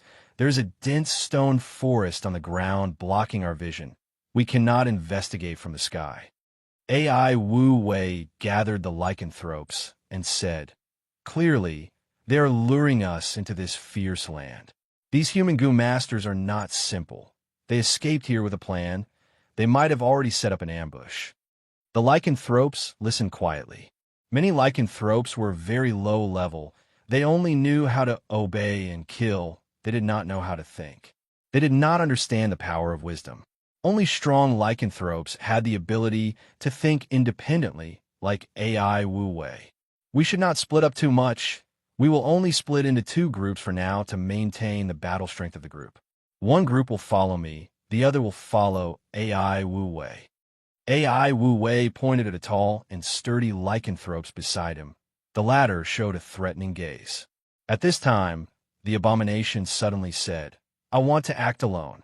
Silent AI suddenly closed in and growled, "Do you want to challenge me?" Abomination stared straight at AI Wooming without fear. Seeing this, the other wolves retreated and formed a circle. Sorrow tilted his head and looked at Abomination, his lips curling into a smile. "All right, I'll allow you to act alone." AI Wooming turned around with a confused look on his face. Abomination was the first to rush into the mouth of the gourd. As far as the eye could see, there were sharp cone-shaped stalagmites everywhere. They were shaped like bamboo shoots, growing from the bottom to the top with varying heights. This greatly limited his vision. The Abomination strolled deeper into the stone forest. At the same time, AI Wu Wei and AI Wooming each led a group of lycans forward. About an hour later, there was a loud rumble. The stone forest in a certain area collapsed, smashing into many lycanthropes and causing them to wail in pain. "Kill!" Someone raised his arms and shouted. Then, a continuous stream of intertwined light burst forth. "Oh no, we've been ambushed!" AI Wooming's group entered the enemy's ambush and was caught off guard, suffering a round of attacks and suffering heavy casualties. Hearing the rumble, AI Wu Wei's group quickly rushed to the ambush point, but they had only taken 2 steps when they were ambushed by arrows and were pinned down. "They want to attack us one by one." AI Wu Wei's body shook, turning into a handsome young man with a square face. Cold frost aura blew towards the direction of the arrows. Demon Goo Master. The arrow-shaped Goo Master far away gritted his teeth, feeling the terrifying coldness. He did not dare to get close and had to fight while retreating. High up, the abomination was standing on the stalagmite. Seeing this scene, he muttered to himself, "Demons can only use the power of goo when they turn into human form. Why am I different?" He had always remembered the human who saved him. The human had said to him, "Remember, you are already dead." The abomination could not help but shiver. He jumped to the side. Boom! The next moment, a blade light slashed at his original position. He dodged. Someone shouted. The voice was fleeting, and with the surrounding stalagmites, it was hard to lock onto his position. The abomination looked around, his nose twitching, suddenly staring at a stalagmite. He coldly said, "Come out." A moment later, a young Goo Master with a sharp chin walked out, a saber-shaped demon weapon at his waist. He laughed sinisterly. "Little wolf, how did you find me?" The abomination. "You used fennel insect fragrance, right?" Fennel insect fragrance is the nemesis of werewolves' sense of smell. It can cause them to lose their sense of smell, and if they smell it for a long time, it will weaken their strength. However, the fennel insect fragrance you use is actually colorless and odorless. It seems you spent a lot to deal with us. Hearing this, the young Goo Master with a sharp chin was stunned. He could not help but take a step back in shock. The abomination squinted. "What happened? Why are you attacking the werewolf tribe at all costs?" Gulp. The young Goo Master with a sharp chin swallowed his saliva, as if he wanted to swallow the surging fear in his heart. The werewolf in front of him made him lose his composure. He actually answered honestly. "Your werewolf demon king kidnapped the daughter of the Northern Heaven Gate leader. Northern Heaven Gate called for everyone to attack the werewolf tribe. Our Fireblade sect dared to take the lead. We are preparing to kill 500 werewolves as a gift to Northern Heaven Gate." So that's it. The abomination understood. He grinned and said, "I don't know why, but I don't have a strong urge to hunt humans. Leave. I will pretend I never saw you." The abomination said seriously. His tone even had some sincerity. However, the young Goo Master with a sharp chin's face suddenly turned ashen. He showed an extremely angry expression. He pulled out his saber and shouted, "Little wolf, come to me and die." At this time, the interface flashed with light. Bewitchment successful. Reward, 100 bewitchment points. The abomination squinted, looking at the bewitchment points that went from 0 to 100. A thought flashed in his mind. He suddenly knew the use of bewitchment points, as if they were rooted in the depths of his memories. This one already had the intention to retreat. He didn't want to fight me, but I unintentionally provoked him. This is bewitchment. The abomination raised his head and sneered. The strong are respected. The winner is king. Since you want to die, I will fulfill your wish. Blade light cut. The young Goo Master with a sharp chin shouted. He slashed forward with his saber. The continuous blade light was dazzling to the eyes. The abomination shook his body. Layers of armor appeared on his body. There was crocodile skin, tortoise shell, and even a shiny black carapace covering his entire body. There was a burst of clashing sounds. All the blade lights hit their target. The armor on the abomination's body cracked open. Traces of blood seeped out. The young Goo Master with a sharp chin showed an expression of ecstasy, but the next moment, his expression froze. The abomination laughed eerily, pouncing forward and spitting out a mouthful of green smoke. Blade light goo, protective blade light. The young Goo Master with a sharp chin hurriedly activated a special effect. A bright light barrier appeared around his body, blocking the green smoke's invasion. However, he was too slow. A portion of the green smoke had already entered his mouth and nose. After a while, his face turned black and purple. His lips started to fester. Finally, he fell down while foaming at the mouth. The bright light barrier was then destroyed. The strength of a Goo Master is truly terrifying. The abomination suffered some light injuries, but the wounds quickly stopped bleeding. He glanced at the Goom Master with a sharp chin who was poisoned to death, and after thinking for a while, gave up on devouring this person. He turned around and left. Not long later, the abomination encountered another middle-aged Goom Master who was alone. This person did not say anything and immediately released a terrifying flame, shooting it towards the abomination. The abomination used the surrounding stalagmites to dodge nimbly. The other party chased closely behind him. Ground shrink. Chapter 222. Waves of fire engulfed the area. The abomination's heart tightened.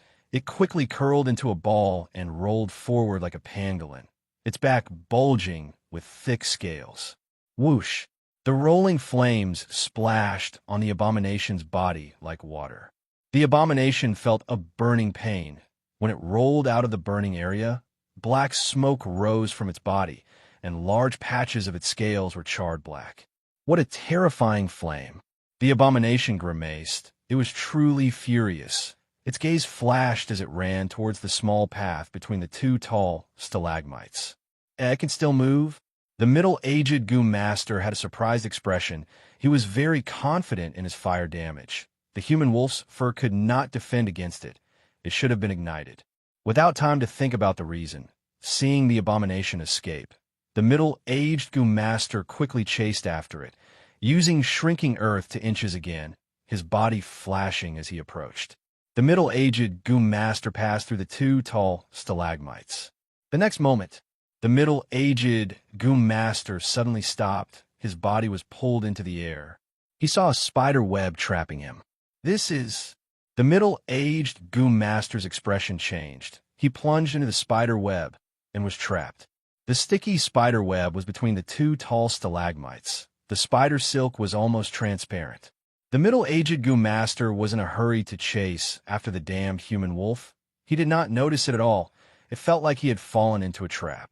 Even if he did notice it, it was useless. His shrinking earth to inches was too fast. It was impossible to stop midway. He still had to plunge in. The advantage of a dazzling technique could be a disadvantage in another situation. The mystery of a moment in a fight was undoubtedly revealed here. The middle-aged Goom Master struggled with all his strength, but found the spider silk was very strong and could not be torn. The spider silk had some kind of corrosive liquid. Once it touched, he felt a burning pain all over his body. Is there a spider monster here? Before Fireblade Sect set up the ambush, they had already inspected the inside of the gourd. They knew of all the hidden dangers, but did not hear of any spider monster. No matter what, this situation made the middle-aged Goom Master feel something was wrong. He did not hesitate, immediately releasing a blazing flame to burn the spider web. The flames burned fiercely. The spider web cracked inch by inch, turning into ashes and scattering. The middle-aged Goom Master fell from the air. From the moment he was caught until now, only a single breath had passed. His reaction was actually very fast. However, at the next moment, the abomination suddenly shot out from the side, brushing past the middle-aged Goom Master. The middle-aged Goom Master's body tensed up. The abomination landed on the ground with a broken arm in its mouth. It also gave the middle-aged Goom Master a look of disdain. The middle-aged Goom Master screamed, quickly covering his wound as blood flowed out from between his fingers. Evil creature! He gritted his teeth and angrily threw out a burst of flames, but the abomination dodged in time. Seeing this, the middle-aged Goom Master was furious. He knew that when fighting against demons, he had to fight in one go. Like a tiger, if there was even a slight mistake, there would be no chance of victory. He gritted his teeth and decisively turned around to escape. Seeing this, the abomination sneered and suddenly soared into the air. A pair of large bat wings appeared on its back. It chased after the abomination in the air and spat out a mouthful of green smoke. One had to know, every tribe of lichens had their own characteristics. In terms of fur color, the purer the color, the purer the color, the purer the bloodline, the purer the bloodline, the purer the bloodline, the purer the bloodline, the purer the bloodline, the purer the bloodline. The middle-aged Goom Master did not expect this mixed fur wolf to be able to fly. He was caught off guard and was engulfed by the poisonous green smoke. Next, he was entangled by the spider web and tripped. His reaction was extremely fast. His skin instantly changed color, turning into a copper color.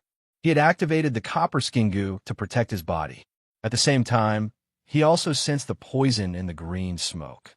His body shined with a white light, as if he had activated a healing-type goo, desperately suppressing the poison. The abomination did not show any mercy, landing beside the middle-aged goo master. Its sharp claws turned into bear claws as it crazily scratched. Maybe it was the effect of the poison. In an instant, it had cut open the middle-aged goo master's stomach, blood splattering all over the ground. This was not the end. The abomination raised its leg and stepped on the middle-aged goo master's head, ruthlessly crushing it. The huge strength continued to increase, enough to crush the middle-aged goo master's skull. "Vile beast, I will not become your food." The middle-aged goo master was filled with fear. In his despair, a resolute expression appeared on his face. With a whoosh, blazing flames burst out of his body. The burning flames surged upwards and engulfed the abomination. The abomination's body was on fire. It quickly rolled on the ground and used its claws to cover its body. But who would have thought that the middle-aged goo master covered in flames would suddenly grab it, wanting to perish together with it? The strength that erupted before death was extraordinary. The abomination could not break free for a moment. The fire on its body was getting bigger and bigger. The abomination could not help but use all its strength.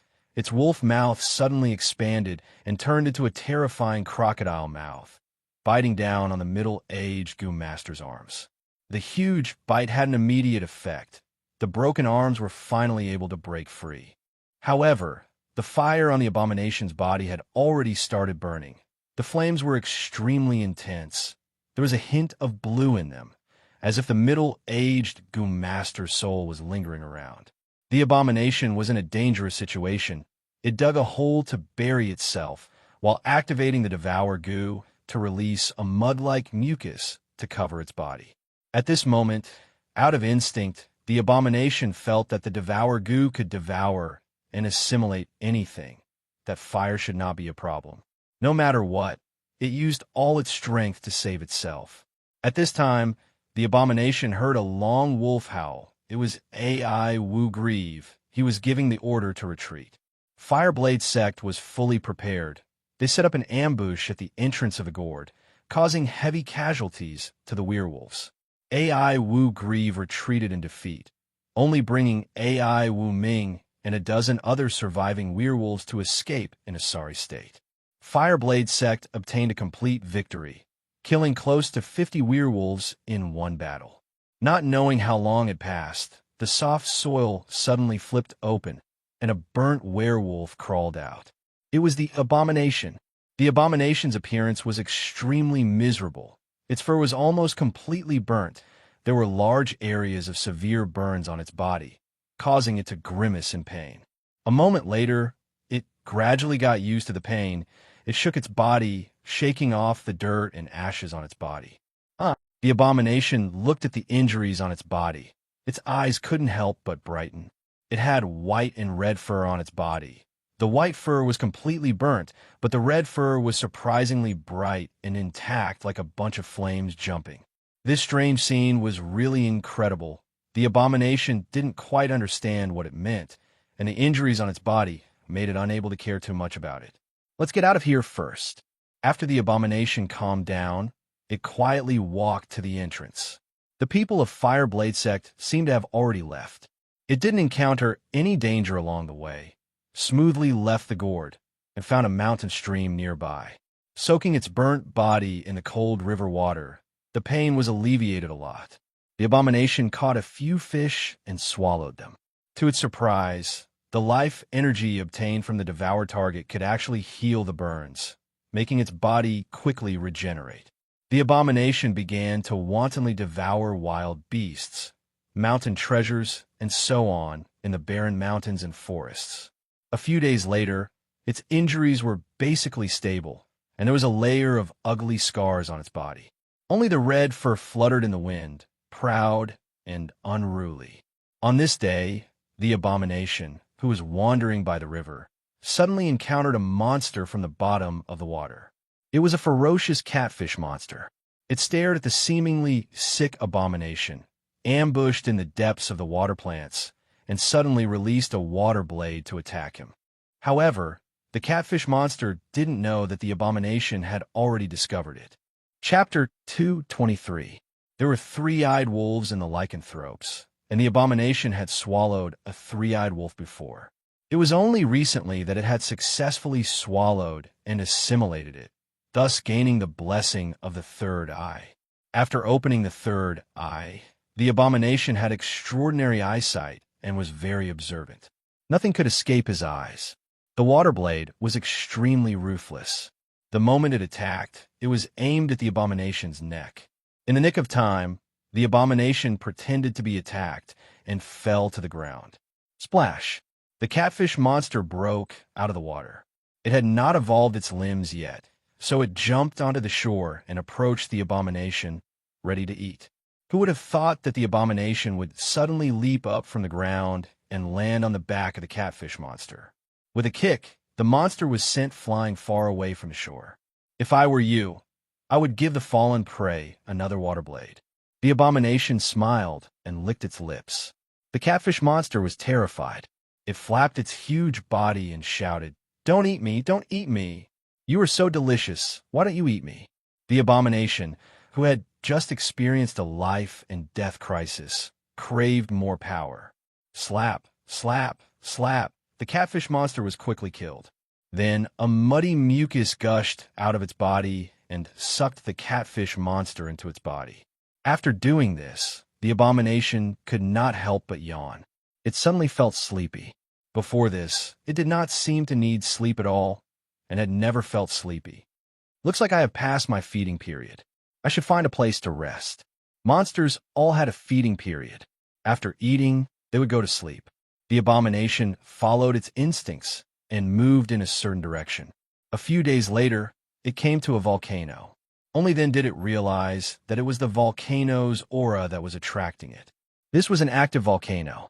It had not reached the eruption period. The abomination entered the volcano and saw the boiling magma.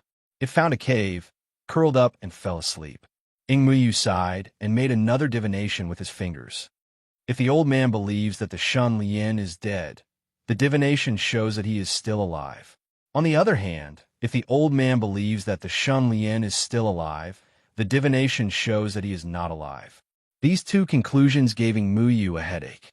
Yellow Ox squinted his eyes and said, "The entire north is looking for Shun Lian, but he seems to have completely disappeared from the face of the earth.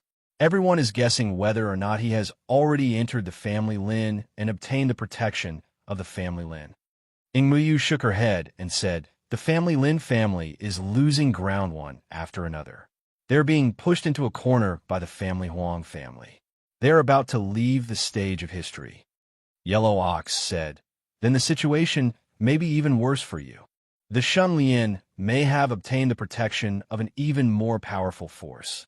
They may have concealed the secrets of heaven, making it impossible for you to calculate." Ingmuyu gritted her teeth and said, "That's what's strange. The old man could have predicted it. It doesn't seem like he's trying to deceive the heavenly mystery." Yellow Ox grinned and said, "If this goes on, you may not even be able to see the Shun Lian's face in a year's time."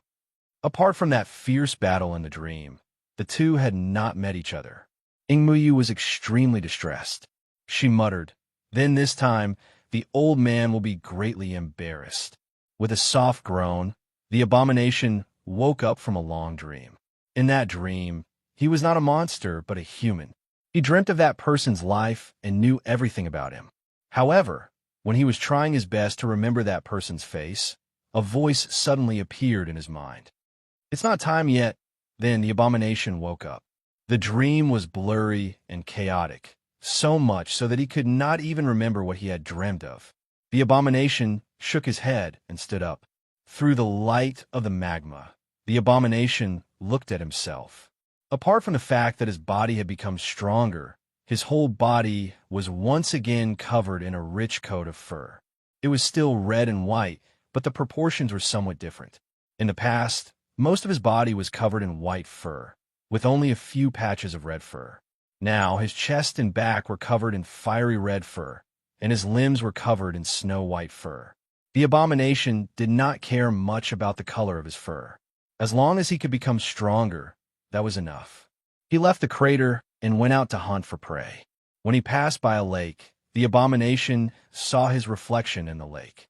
His head was also covered in fiery red fur, and the snow-white fur was striped like a strange tattoo. TSK, this is how I look now. The abomination could hardly recognize himself. He could not help but sigh inexplicably. I wonder how long I slept. It's best to find a Leakin and ask how long it has been since the battle at the Calabash. Several days later, the abomination walked out of the desolate forest and happened to pass by Stoneblock Town. This place was occupied by the Black Tiger Demon and a group of small demons. The abomination emitted a baleful aura that caused them to be on high alert. Woo-woo. A gust of chilly wind stopped in front of the abomination, spinning on its own. A low roar came from the wind. Powerful Leakin, why have you stepped into the territory of the Black Tiger King? The abomination said plainly, I am only passing by. The sinister wind suddenly transformed into a dark-skinned woman. She had a pair of furry leopard ears and a tail wagging behind her, but it could be seen that her original form was that of a black leopard demon. She already had the ability to take on a human form. The black leopard girl smiled. Passing by Leakin, are you looking for a companion? The abomination squinted his eyes. The black leopard girl pointed in a certain direction. Your fire wolf companion was chased by a human goo master and ran in that direction. It hasn't been long. You should still be able to catch up to him. The abomination pondered for a moment before saying, Thank you for telling me. Next, the abomination ran in that direction. About 15 minutes later, the abomination suddenly smelled the scent of blood. There was a trail of blood on the ground that was spreading forward.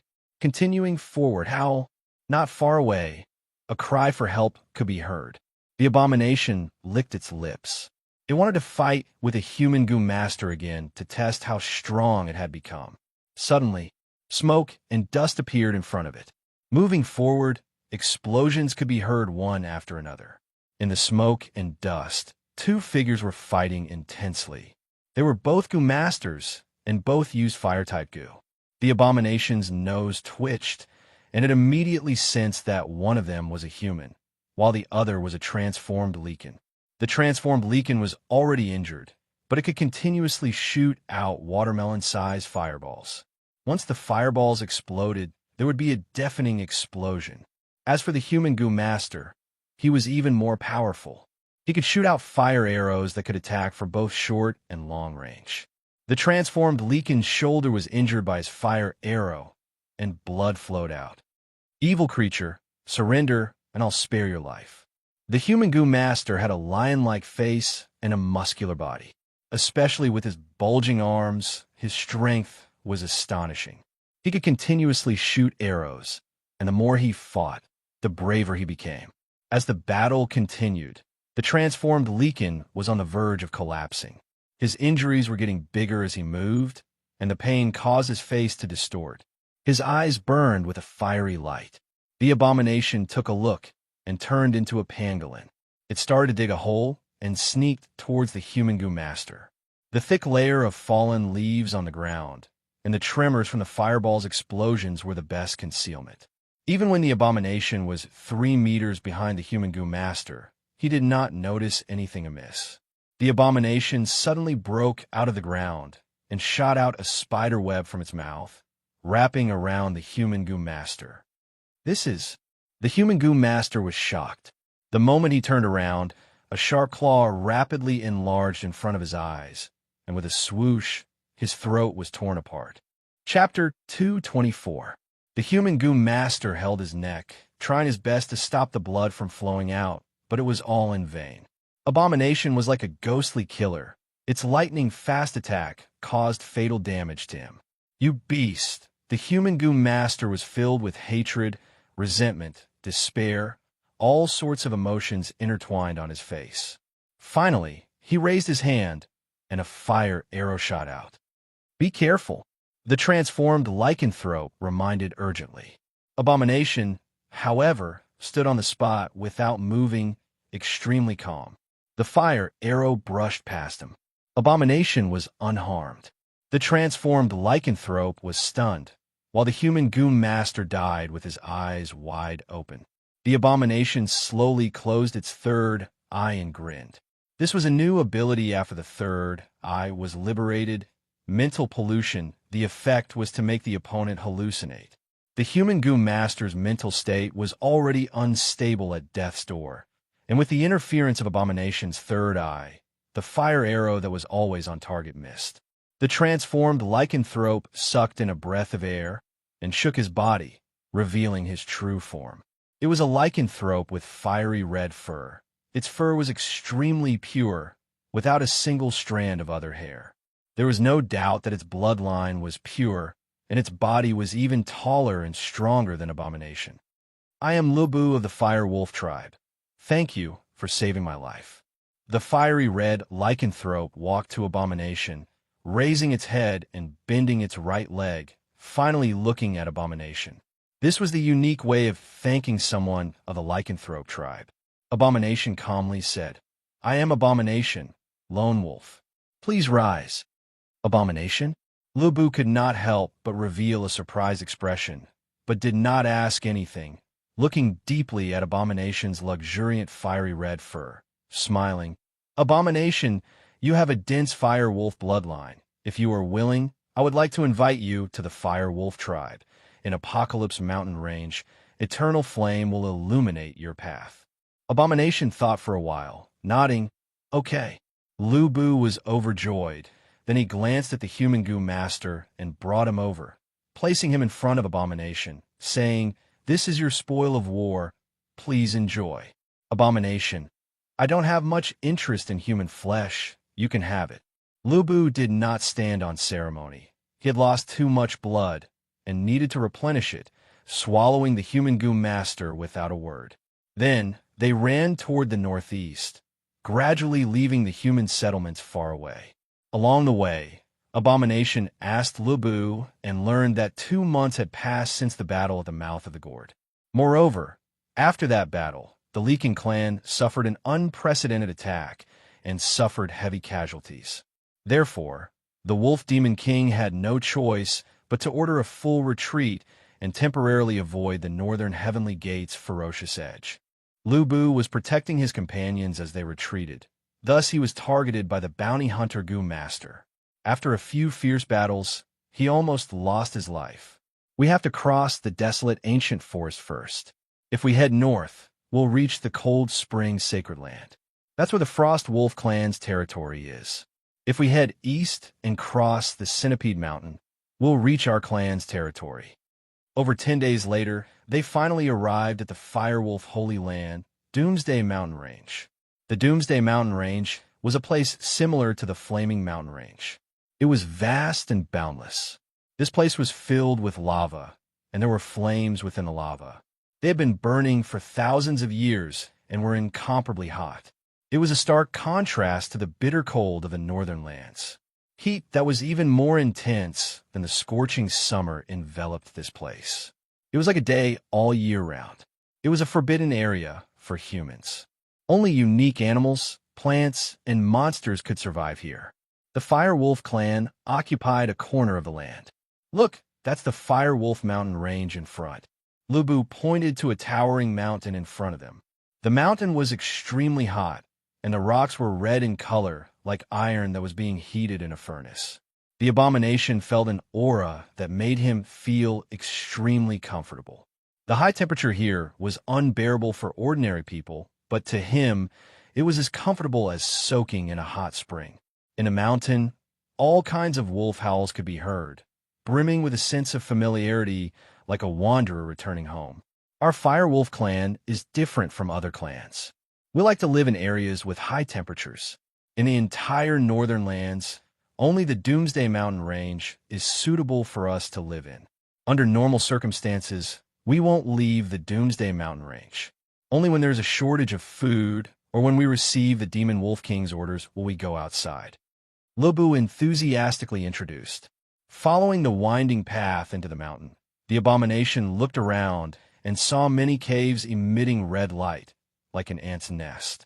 He could not help but ask, "Those are—" Lubu raised his head and looked, smiling. "Those are the living quarters of the Fire Wolf clan. Every human wolf has a cave dwelling, and all the cave dwellings have tunnels that lead to the interior of the mountain. It is convenient for us to absorb the aura of the eternal flame, and it is helpful for the birth and evolution of our companion Gu."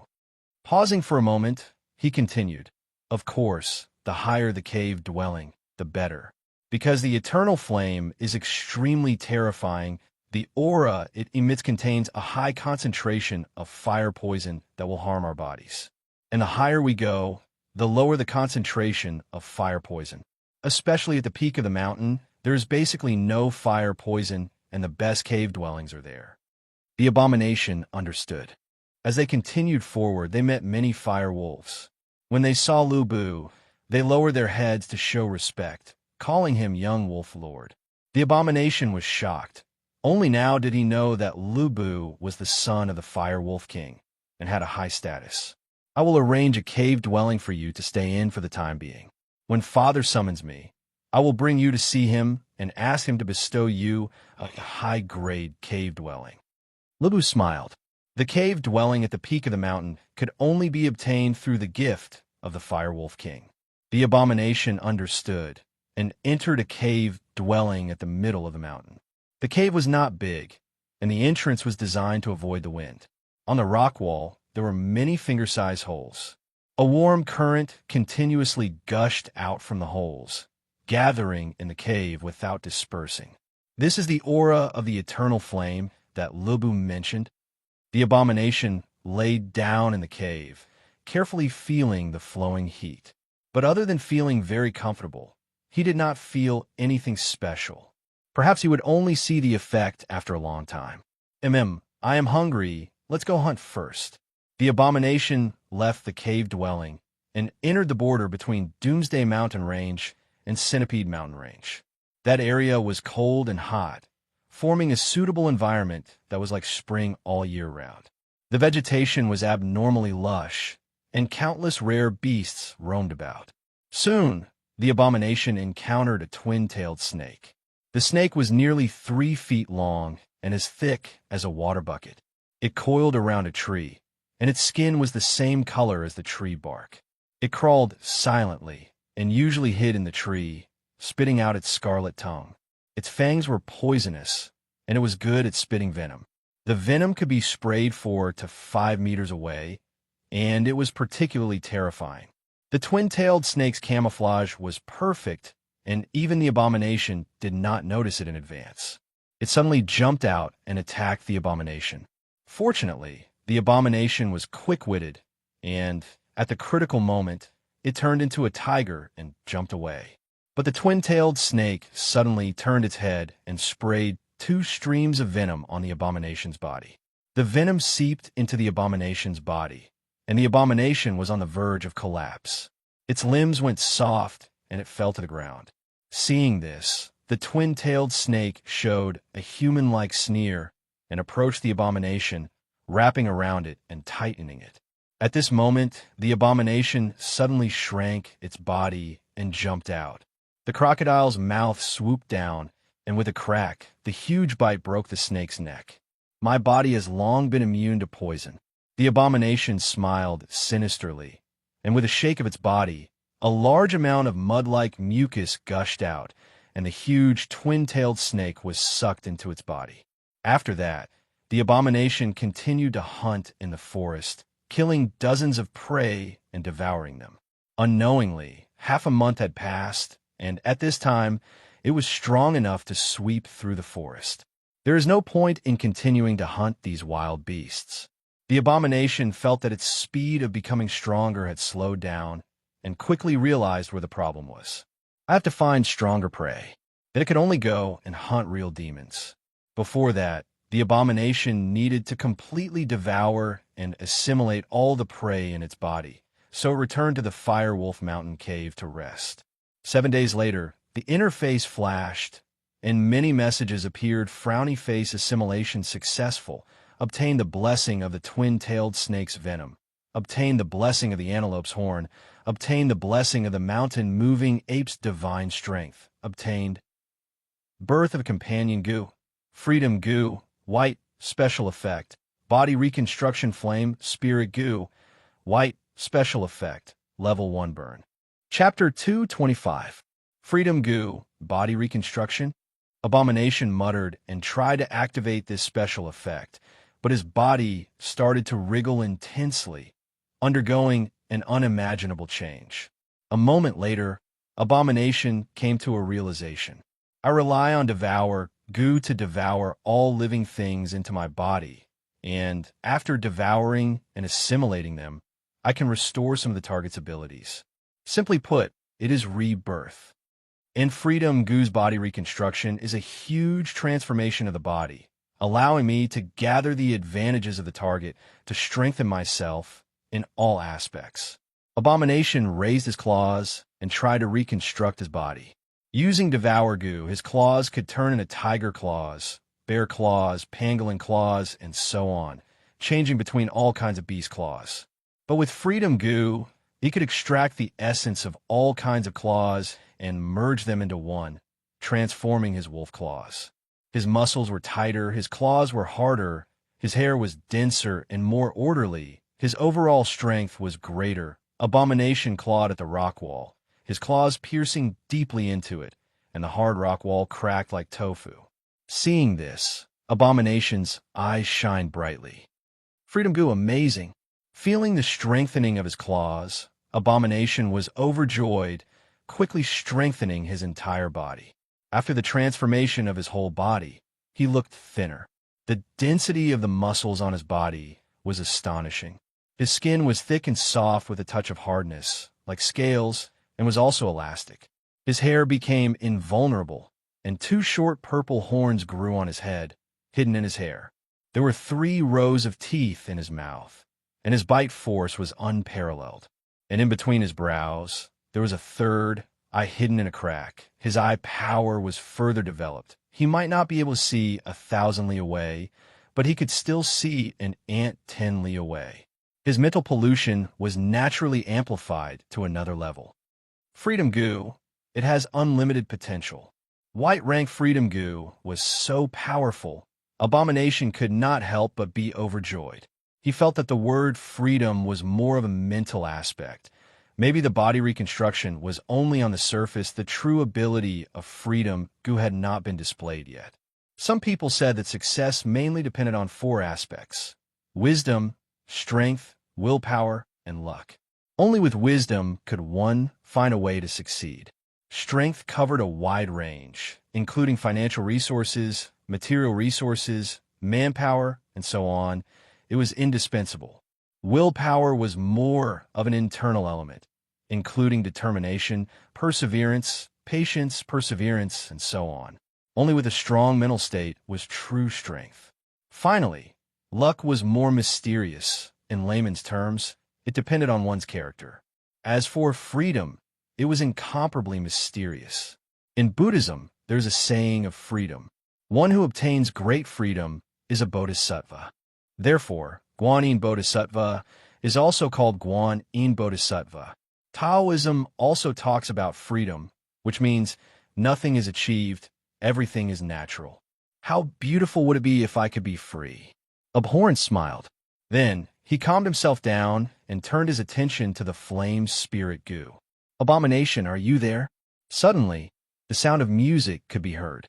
The Abomination turned its head and saw Lubu appear outside the cave. It asked, "You're looking for me?" Lubu walked in and said with a smile, "Father just returned from the Howling Moon Holy Land. I'll bring you to see him." Abomination stood up. As soon as he stood up, Lubu's breathing stopped, and his face was full of shock. Compared to when they first met, the Abomination had become much stronger and taller. The change was so obvious that it startled Lubu. "You've changed so much. Could it be that you—" Lubu raised his eyebrows, and his expression gradually turned into surprise. Abomination smiled. "I have a companion Goo." Lubu's eyes brightened. "What fire-type Goo?" Abomination was surprised. "How do you know it has to be fire-type Goo?" Lubu smiled and explained, different environments give birth to different goo. For demons, they themselves have many special traits that form their own unique environment. For example, our firewolf tribe is happy in the scorching hell, and our bodies can adapt to extreme heat. Strong firewolves can even emit flames or use special methods to release high-temperature damage. With such special traits and the nourishment of eternal flame's aura, the companion goo we give birth to are mostly fire-type goo. In contrast, Frost Wolf Tribe's companion goo are mostly ice-type goo.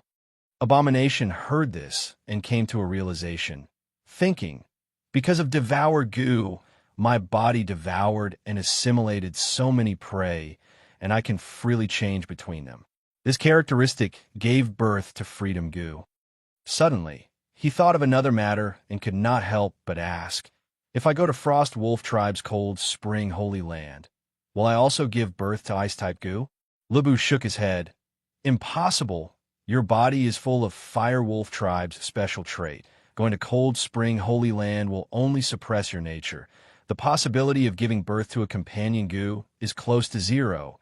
It might even backfire and harm you, destroying your foundation. Hearing this, Abomination squinted his eyes, killing intent surging in his heart. Lubu did not notice the subtle change in aura, but asked with interest, tell me, what is your companion goo? Abomination took a deep breath and replied, Flame Spirit Goo. Lubu's expression changed. Really? What is the form of a flame spirit? The Abomination paused for a moment before activating the Flame Spirit Goo. Whoosh! A flame appeared and transformed into a young lion. The flame little lion was very intelligent. After it appeared, it looked around curiously and started to play by itself. Abomination felt that his heart was connected to the flame little lion. He could control it. At the same time, it had its own thoughts, like a tamed spirit beast. Ah, raging flame lion. Seeing this, Lubu had an envious expression and clicked his tongue in wonder. Abomination was surprised. Is flame spirit goo very good? Lubu continued. Very good. Among all the fire-type goo, it could be ranked in the top 5, much better than my flame fire goo. Although flame spirit goo and flame fire goo only have a one-word difference, the difference is huge. My flame fire goo can release flames, fireballs, and can also transform into all kinds of forms. But the forms it transforms into do not have any intelligence, and do not have a corresponding mystical ability. Abomination looked at the flame little lion and asked curiously, it looks very weak. What mystical ability does it have? Lubu had a speechless expression of you don't know what's good for you. The flame little lion also glared at him with dissatisfaction, looking charmingly naive. Lubu exclaimed, Raging Flame Lion is extremely powerful. The flames it releases not only have terrifying burning power, it also has the mystical ability to turn its target into fury. That is to say, you can cause your opponent's fury to soar until they die from anger. Or you can add fury to your companions, allowing them to erupt with strength that surpasses their limits. Fury attacks the heart. Fury reinforcements. Abomination understood and was unable to restrain his joy. Flame Fire Goo is really amazing. It is very compatible with me. At this time, the flame little lion yawned and dissipated into sparks. So there is a time limit. After all, Flame Spirit Goo was only white rank and could not last for long. Lubu said excitedly, Let's go. Follow me to see Father. He will definitely like you very much. The two wolves rushed towards the peak of the mountain. On the peak of the mountain, there was a grand hall built along the mountain. Abomination raised his head and looked, exclaiming in shock. After walking through a long corridor in the air, they entered the interior of the hall. In the center of the hall, there was a 10-feet wide hole that led downwards. The gentle and pure aura of eternal flame continued to surge up, lingering in the hall without dissipating. Abomination entered the hall and immediately felt a fresh aura assaulting his senses. On the flame throne, a middle-aged man wearing a fiery red robe was sitting upright. Below him were 6 subordinates who were arguing about something. Abomination could vaguely hear that they were very dissatisfied with the Fire Wolf King, accusing him of provoking Northern Heaven Gate's bloody revenge for a woman, and was no longer fit to be king. Their words implied that they were advising the Fire Wolf King to become independent and replace him. The Fire Wolf King did not say a word from the beginning to the end. After a while, the meeting was over. Lubu brought Abomination into the hall to meet the Fire Wolf King. Lubu narrated in detail his encounter with Abomination, as well as the birth of flame spirit Gu by Abomination. The Fire Wolf King was overjoyed after hearing this. Meanwhile, the other 6 subordinates had different expressions. Some were surprised, some looked askance, and some looked slightly gloomy. The Fire Wolf King laughed. "Another flame spirit Gu has been born in my Fire Wolf Mountain. Congratulations." Lubu immediately suggested, "Father, Abomination saved my life, and he has flame spirit Gu. He is worth nurturing. I hope you can bestow a top-grade cave abode to him." As soon as he finished, the smiling Fire Wolf King was about to agree. However, one of the subordinates suddenly said, "Wait." The Fire Wolf King paused and looked at the white-bearded subordinate. "Elder Uao, do you have something to say?" The white-bearded subordinate cupped his hands and said, "Abomination's origin is unknown, and his identity is worth investigating. We cannot rule out the possibility that he is a spy sent by another clan." Lubu said angrily, "Nonsense! How can Abomination be a spy?" The white-bearded subordinate smiled. "Young Wolf King, please calm down." Taking a step back, Abomination is not a spy, but he has just arrived and has not done anything yet. Yet he can enjoy a top-grade cave abode. What will the other clansmen think? It will not make sense, and they will think that the Fire Wolf King favors one over the other. Lubu was furious, but he was speechless. Chapter 226. Just like that, the high-grade cave dwelling that was almost in his hands flew away. Abomination stared deeply at Uao. Uao also glanced at him coldly with a disdainful expression, his eyes emitting a cold light. Seeing this, the other 5 subordinates had a playful expression. They all knew that Uao wanted to leave the few remaining high-grade cave dwellings for his descendants, so they naturally rejected Abomination, who had suddenly interfered. At this time, Abomination pondered and asked, "What is considered meritorious service? How much service do you need to obtain a high-grade cave dwelling?" Fire Wolf King was silent for a while, then smiled. "There are many ways to obtain meritorious service. Killing enemies, expanding the territory, plundering resources, etc. In short, as long as it is for the benefit of the Fire Wolf tribe, it is considered meritorious service." Uao sneered. "If you dare to enter the Apocalypse Mountain range and kill 100 fire lizards or 50 poisonous toads or 10 sand scorpions, you will naturally have a right to obtain a high-grade cave dwelling. If not, you can go to the Centipede Mountain and kill 500 stinky centipedes. That is also fine." Ubu said angrily, "Even the superior warriors in my tribe cannot complete such a mission. You're obviously making things difficult for me." Uao laughed and said confidently, "Abomination is an outsider, so naturally he has to contribute more to show his sincerity. Of course, as long as he is willing to contribute, my tribe will not treat him badly." Abomination grinned and smiled. "Good. I will not disappoint you." After returning to the cave dwelling, Abomination was no longer angry. He calmed down and thought about how to become stronger quickly. Devour Goo has already evolved to Silver rank level 2 because of my continuous devouring of prey. As long as I continue to devour stronger prey, it will evolve to a higher rank. The evolution method of the Freedom Goo is still unknown. As for the Flame Spirit Goo, Yubu said that as long as I continue to breathe in the aura of the eternal flame, it will be able to evolve. Abomination looked around the cave dwelling and felt the warm current gushing out from the small holes, then said, "I can start with the Flame Spirit Goo." Thinking of this, Abomination could not help but look at the bewitchment value. 100 points, it was time to use it. Bewitchment is the catalyst for evolution. The abomination sat down cross-legged and slowly exhaled a mouthful of turbid air. It calmed down and instantly became one with the flame's spirit venomous insect, breathing slowly. Then, the aura of the eternal flame in the surroundings seemed to be attracted by a magnetic force and rushed toward the abomination. It was absorbed by the flame's spirit goo and refined into a strange vital essence. A moment later, Abomination raised his eyebrows slightly. Sure enough, there is fire poison. He found that the eternal flame's aura was divided into two parts after being refined by the flame spirit goo, the pure aura and the filthy fire poison.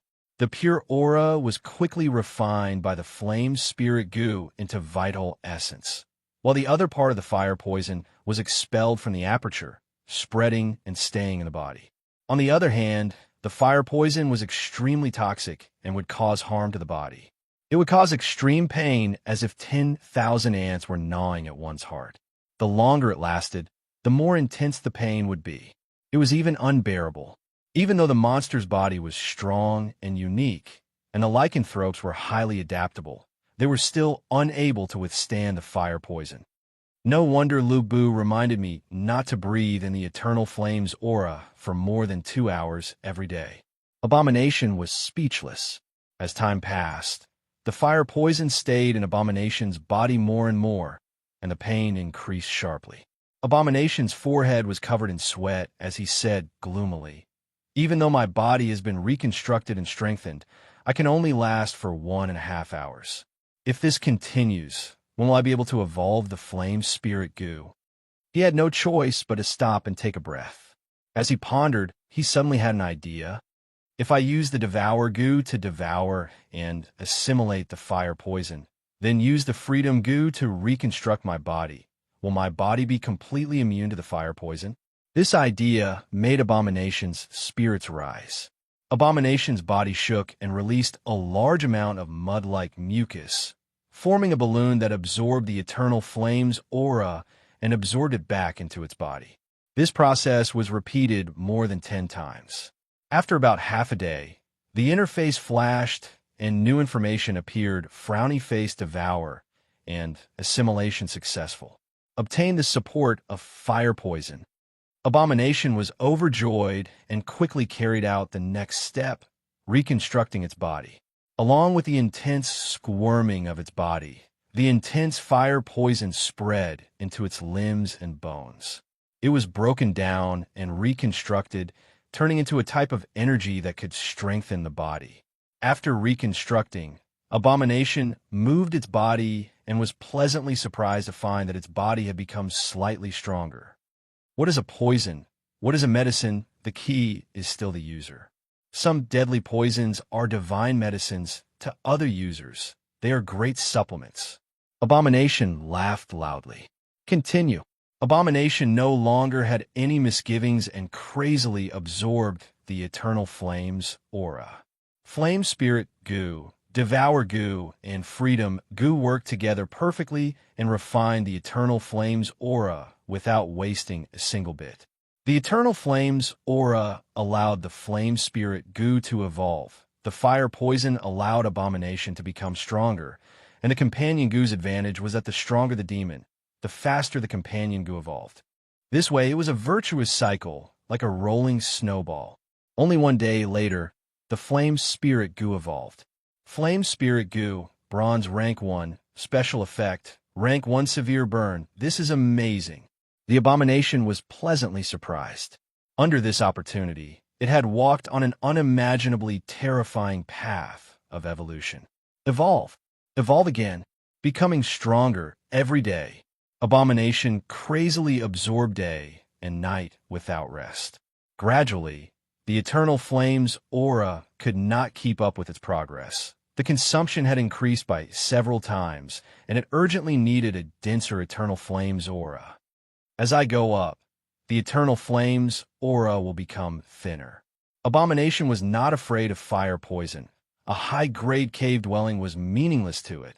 It might as well go down. The cave dwellings below the waist of the mountain were mainly for lower-rank warriors and slave warriors to live in. Further down, at the foot of the mountain, There was a passageway that led to the interior of Firewolf Mountain and was classified as a forbidden area. Abomination entered the passageway without hesitation. Immediately, the dense eternal flames aura surged violently. The fire poison was visible to the naked eye. Black smoke billowed and choked people. Even a strong firewolf would be poisoned to death if it entered here. Abomination was like a treasure, swallowing mouthfuls after mouthfuls, feeling extremely comfortable. Great supplement. Abomination was like a madman as it continued to walk along the passageway, as if it was searching for treasures.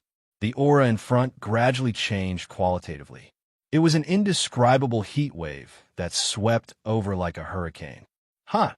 Incomparably hot. The huge wind pressure made it difficult for it to move. Abomination had no choice but to stop and stay in this position for more than half a month, until the flame spirit goo evolved to bronze-ranked level 8 and its body became stronger. Only then did it move forward. Whoosh! After crossing the last part of the passageway, Abomination finally arrived at the interior of the mountain and was shocked by the scene in front of it. It was a sea. The seawater was blue and white. The seawater was calm, but was burning fiercely. This is the eternal flame. The blazing flame that had been burning for thousands of years floated on the calm surface of the sea. The aura was extremely dense. Abomination was drooling as it released a mud-like mucus to touch the seawater. Chi. The eternal flame looked like seawater, but it was actually a liquid flame, instantly burning the mud-like mucus. It's really good stuff. Abomination's eyes shone brightly as it sat cross-legged on the shore and breathed in the wonderful aura.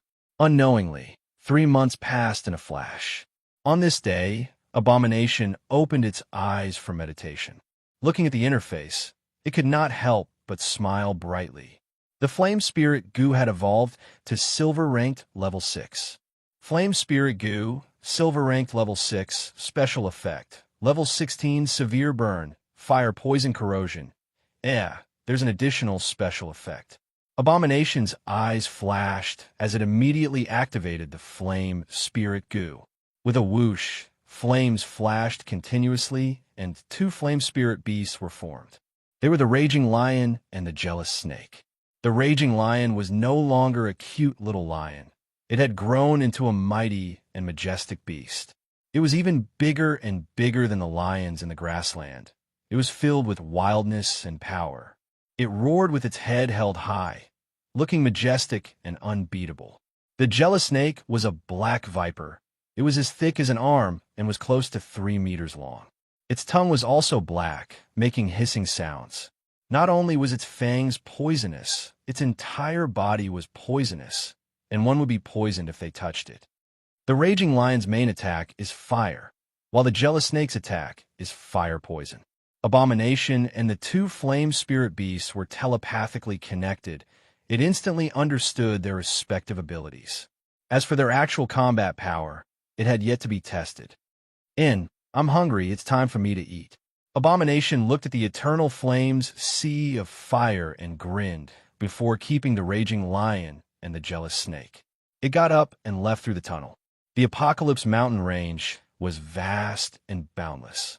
Firewolf Mountain's neighbors were the Cactus Forest in the west, the Mange Mountain in the north, and the Great Desert in the east. They were all occupied by the 3 demon clans. Outside of the Apocalypse Mountain range, the biggest threat came from the Centipede Mountain range. The Centipede clan was very adaptable. No matter if it was hot or cold, they could survive and evolve according to the environment. Coupled with their vigorous reproduction ability, they became a strong clan, even dominating the Centipede Mountain range. In order to protect their territory, the Firewolf clan and the Frostwolf clan worked together to suppress the Centipede clan.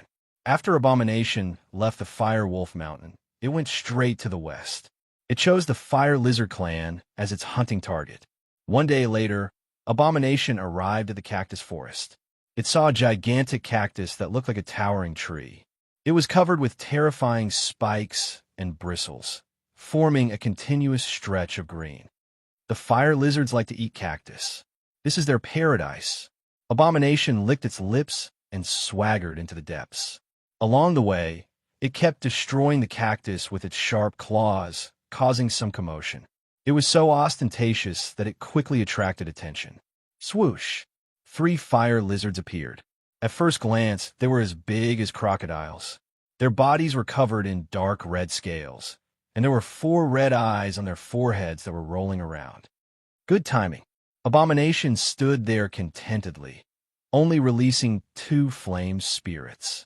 With a flash of fire, the raging flame lion was the first to appear. It was awe-inspiring. It glared at a 4-eyed fire lizard and suddenly opened its mouth to spit out a beam of blue flames. There was a whoosh. The 4-eyed fire lizard burned like dry grass, turning into a pile of charred ashes in an instant.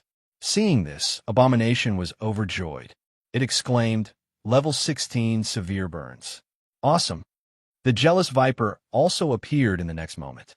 It appeared beside a fire lizard like a ghost and bit it like a kiss. As a result, the fire lizard twitched and fell to the ground as if it had been electrocuted. Then, its body dissolved into a pool of pus. One had to know that the reason why lizards were the natural enemies of snakes was because they were not afraid of snake venom. However, the jealous viper's fire venom was beyond imagination. The fire lizard could not even withstand a single blow. "You're still not running?" Abomination smiled sinisterly and glared at the 3rd fire lizard. Sure enough, when the fire lizard saw this, it was terrified and ran away. Chapter 227. A strong sulfuric stench spread out. The abomination went straight through a cactus forest. The front suddenly opened up. Steam? Fish? Swollen, hungly serval chloride? The boiling spring water bubbled, and the magma at the bottom flowed slowly, forming a strange scene of water and fire. Next to the hot spring, a cave appeared. The fire lizard, which was fleeing for its life, hurriedly rushed into the cave abode. "Why are you panicking?" In an instant, a woman's angry shout came from the cave. At this time, the abomination had already arrived at the edge of the hot spring. After looking around, it jumped in and slowly washed off the filth on its body. Just as it was comfortably soaking in the hot spring, 2 figures rushed out of the cave and landed on the edge of the hot spring, glaring at the abomination. "Where did this wild wolf come from? How dare you behave so atrociously in my Gray Valley's territory?" Gray Valley was fat and had a big belly. There were many scales left on his human form, and his tail was also behind him. His transformation was incomplete and could only be considered as half-transformed. The abomination glanced at him and jumped out of the hot spring. It shook off the water on its body and grinned. "Much better. This place has hot springs and underground magma. I like it very much. It's suitable for a vacation." Hearing this, Gray Valley was shocked and doubtful. He carefully looked at the abomination, but he couldn't figure out the other's blood. He only felt an unusually fierce aura that made him a little scared. "Impudent, you mad dog. Are you tired of living?" The woman beside Gray Valley shouted angrily. She was also half-transformed, and her clothes barely covered her body. Her appearance was extremely beautiful, and her figure was fiery. Her chest was like a mountain range, adorned with a few scales. At first glance, one would be filled with a bewitching beauty that made one's blood boil. The abomination licked its lips, revealing 3 rows of horrifying fangs. It said eerily, "Are you two the masters of this place? I came from afar and am hungry. Are you tasty?" As soon as its voice fell, flames flashed. The raging lion jumped out and pounced on the charming lizard demoness. The jealous viper followed closely behind and also pounced on the lizard demoness. The abomination raised its claws and pounced on Gray Valley, clawing at his head. "You're courting death." Gray Valley's eyes almost popped out of their sockets. He raised his right arm to block, and a fiery red lava covered his left fist. The lava emitted an astonishingly high temperature, no different from a real volcano's lava. After blocking his claws, I'll use lava to penetrate his stomach. My lava goo is invincible, Huigu thought as he prepared himself, his eyes flashing with a shrewd light. The abomination's sharp claws fell. Poochie, it cut off Huigu's right arm, breaking it into several pieces. Immediately, blood sprayed out like a broken dam. The abomination's strength was enormous, and its sharp claws were unstoppable. It pierced through Greyvale's right arm and continued to slash downwards. It was like 5 sharp knives cutting through Greyvale's chest. Grey Valley was hit by a tremendous force. His chest looked like a plowed field. Deep wounds appeared on his chest, exposing his bones. His flesh and blood rolled up like flowers blooming. Ground at this moment, Greyvale's mind went blank. He was completely dumbfounded. And Grey Valley was terrified. Grey Valley fell backwards as a sharp pain engulfed his body. He pressed the accumulated lava on his left hand on the abomination's chest. The abomination could even withstand the aurous storm of the eternal flame. When the lava touched its body, it only burned a small patch of its skin and scalded its skin. "Is this all you've got?" The abomination was a little disappointed. Instantly injuring its prey didn't make it feel nervous or excited. "No, it's not that you're too weak, it's that I'm too strong." The abomination muttered to itself and straightened its body. Grey Valley fell on the ground miserably and quickly returned to his original form. His body suddenly expanded to 6 or 7 meters long. He raised his head like a Tyrannosaurus Rex. His severed arm stopped bleeding, and the wound on his chest healed rapidly. The abomination was calm and unruffled. It waited for a moment and said mockingly, "You're not satisfied? Then come and fight me." Greyvale rushed over in a rage. His huge body rampaging through the crowd. "You want to send me flying?" The 2.5-meter-tall abomination sneered and charged head-on. The huge force caused both of their bodies to shake violently. As a result, Grey Valley was sent flying back, crashing deep into his cave. The walls collapsed, and the house collapsed. I'm really strong." After a simple test, the abomination realized that Grey Valley was much weaker than it. Half-transformed demons couldn't even withstand a single blow. Perhaps only a true, transformed demon could threaten it. The abomination had lost interest, leaving only the purest hunger. When Greyvale crawled to his feet, coughing up blood, the abomination suddenly rushed over, plunged its sharp claws into his mouth, and tore it open with both hands. Rip, rip, rip, rip, rip. Then the abomination raised its head and looked at the lizard Demoness, a sinister smile appearing on its face. The lizard Demoness actually had a water-type goo. She released a water ball to cover herself and only defended. However, her opponents were the raging lion and jealous viper. She was soon on the verge of collapse. How can this be? This mad dog clearly didn't transform into human form. How can it use the power of a companion goo? The lizard Demoness was shocked. She was waiting for Grey Valley to finish off the mad dog and save her. The next moment, the abomination arrived in front of her. The lizard Demoness turned her head and saw that Grey Valley had already been killed. She immediately panicked and begged for mercy. "Don't kill me. My amniotic water goo can nourish your body and make you stronger. I can also serve you." Saying so, she spread her slender legs. In an instant, everything could be seen. It was indescribably alluring. "I don't need you." The abomination indifferently tore apart the water ball. Next, the raging lion spat out a red flame. The strange thing was, the red flame did not burn the lizard Demoness, but instead entered her body. In an instant, the lizard Demoness' face was filled with anger. Her expression was extremely distorted as she crazily roared and rolled on the ground. Finally, she died with blood flowing out of her 7 orifices. Anger attacks the heart. "I'm going to die from anger." The abomination clicked its tongue and released a large amount of mud-like mucus, sucking Grey Valley and the lizard Demoness into its body. Through this battle, the abomination gained some insights.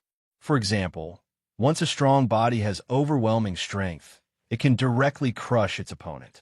Another example was the demon companion goo. It can only be used when transforming into human form.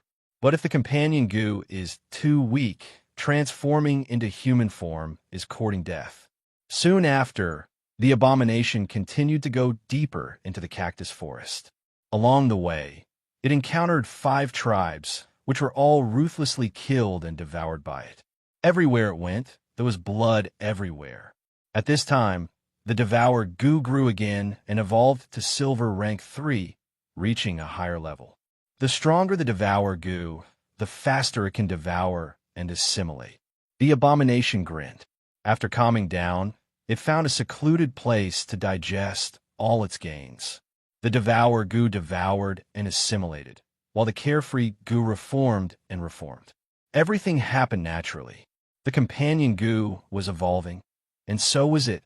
Several days later, the abomination became even stronger.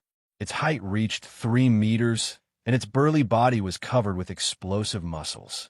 The bulging muscles were covered with distinctly colored fur, giving off an indescribable coldness. The abomination had a faint impulse, as if it took another step forward, it would undergo some kind of qualitative change. I should be close to human form transformation. For some reason, the abomination's heart was calm, as if it had been waiting for the moment of human form transformation. And at the moment of human form transformation, something wonderful would happen. This morning, the abomination who was hiding its tracks passed through a clump of cactus. It squinted its eyes and looked at the huge fortress 100 meters away. This fortress must belong to the overlord of this area. The abomination felt that it had encountered a true human form transformation demon. After pondering for a while, it adjusted its body and transformed into a fire lizard, running towards the fortress. In front of the fortress's gate, 2 giant fire lizards were hibernating. After glancing at the abomination, they no longer paid any attention to it. The abomination was also surprised that it could enter the fortress without any obstruction. The interior of the fortress was spacious, and the manor-like courtyard was arranged in picturesque disorder. There was even a fountain sprinkling water on the grass. I don't understand what you're saying. Suddenly, the abomination heard a human voice. It was a woman's voice, coming from a pavilion far away. The Fire Wolf clan and your Frost Wolf clan have always been on the same side. Now, the Frost Wolf clan wants to join forces with us to destroy the Fire Wolf clan. Are you sure you are not joking? Honorable Lizard Queen, AI Wu Wei, represent the Frost Wolf clan to form an alliance with the Fire Lizard clan. This is not a joke. A somewhat familiar voice rang out. After being stunned for a moment, the abomination quickly pricked up its ears. Its eyes and ears were extremely powerful, and it could see clearly even from far away. It heard every word clearly. The speaker was indeed AI Wu Wei. He said respectfully to the beautiful woman sitting on the throne who looked like an empress. The monster Wolf King lusted after women. For his own selfish reasons, he provoked the North Heaven Gate and wantonly massacred all the Leakin clans, causing the heavens to be angry and people to resent him. The clans could not bear it anymore and decided to force the Monster Wolf King to abdicate. Just a few days ago, the Monster Wolf King knew that he had sinned deeply and agreed to abdicate. The clans were overjoyed and unanimously elected my father, the Great Frost Wolf King, as the new Monster Wolf King. Pausing for a moment, he continued, however, only the Fire Wolf King refused to obey my father and attempted to take over the position of Monster Wolf King. Thus, my father joined forces with the Leakin clans, as well as the Centipede clan, the Poison Toad clan, and the powerful Fire Lizard clan to attack Firewolf Mountain. The Lizard Queen was surprised. The Centipede clan and the Poison Toad clan agreed. AI Wu Wei smiled. My father said that after exterminating the Firewolf clan, we will not take a single cent of Firewolf Mountain and all its assets. According to what I know, eternal fire is very beneficial to your fire-type goo. The Lizard Queen could not help but be moved. After a moment of silence, she nodded. Please reply to the Frost Wolf King that I have agreed. AI Wu Wei was overjoyed, and after discussing some details, he left. Abomination's gaze flashed as he quietly followed behind AI Wu Wei. After leaving the fortress, he quickly moved in front of AI Wu Wei and turned back into his Leakin form. After adjusting his body and fur color, he purposely appeared in AI Wu Wei's vision and flashed past. That is, AI Wuwei's gaze flashed as he frowned. Chapter 228. Sorrow took a deep breath. I just saw a figure flash by. He looked familiar, like the slave warrior we met before, Abomination. Him? Sorrow thought of something and was surprised. He asked, he also survived the battle at the gourd? But why is he here? Sorrow felt uneasy. Let's go and take a look. The group of lichens ran out. Sorrow was puzzled. Brother, why do you care so much about him? Sorrow, I felt a dangerous aura from him. I originally wanted to invite him to the cold spring's sacred ground and observe him. If he was a threat to me, I would use the sacred ground's cold aura to suppress his nature and destroy his foundation. But I didn't expect to lose him at the gourd. Now that he is in Doomsday Mountain Range, there's only one possibility. He has joined the Firewolf clan. If we let him grow, I am worried that he will become a great threat to us in the future. Sorrow disagreed. A slave-born lichen. How dangerous can he be? Brother, aren't you thinking too highly of him? Sorrow said seriously. My feeling is not wrong. Abomination is a strange existence. He cannot be understood by common sense. Sorrow was speechless. After hurriedly chasing for more than 10 miles, a valley appeared in front of them. The surroundings were filled with tall cacti. Only the area in the center of the valley was empty and sandy. Abomination was leisurely resting on the sandy ground. Sorrowless Sorrow signaled with his eyes, and Sorrowless Sorrow and the others immediately spread out, quietly approaching the Abomination, while Sorrowless Sorrow openly approached it. Abomination, is that you? Sorrow approached, revealing a warm and friendly smile. Abomination turned his head and said in surprise, Sorrow, it's you, long time no see. Sorrow came closer and sighed. After the battle at the gourd, I couldn't find you. I thought something had happened to you. I was sad for you for a while. Abomination grinned and said, it was a blessing in disguise. I met a noble friend who helped me and joined the Firewolf clan. Speaking of which, the Firewolves and Frostwolves are of the same branch. You and I could be good friends in the future. The corner of AI Wuqin's eyes twitched slightly as he glanced around. Seeing that the Abomination had nowhere to run, he moved closer and said with a cold smile, it's a pity that we can't be friends because the Firewolf clan is about to be destroyed. You will also be burned to ashes. Abomination slowly stood up and shook his head. No, it's not a pity at all. Because you're a good piece of meat, the taste will definitely be good. Sorrow raised an eyebrow as he stared at the drooling Abomination. Realizing that it really did want to eat him, he roared, you can't escape. Die. A frost whirlwind appeared in front of the enraged Sorrow. Frostgoo, thin ice tread. White ice spread out from under his feet, and the sand slowly turned into frozen soil. Sharp icicles rose from the ground and swept over like a wave, making people feel intimidated. Boom! Suddenly, the sand exploded, and a flaming lion jumped out. The surrounding temperature rose rapidly, and the ice tide melted. Grief's attacks were futile. Seeing this, Sorrow was shocked. You actually gave birth to a companion goo, and it's the famous fire spirit goo. Then, I can't let you live. He thought to himself. So Abomination was already on guard against me. He first turned into human form and released the fire spirit raging lion to hide under the sand, then showed his true form and waited for me here. Was this an ambush? Sorrow's killing intent surged, his eyes shining with a cold light. Frostgoo, summer insect doubts ice. Terrifying cold energy spread out like an explosion, turning the surrounding 100 meters into a world of ice and snow. Sorrow's expression was also cold to the extreme. Summer insects cannot talk about ice.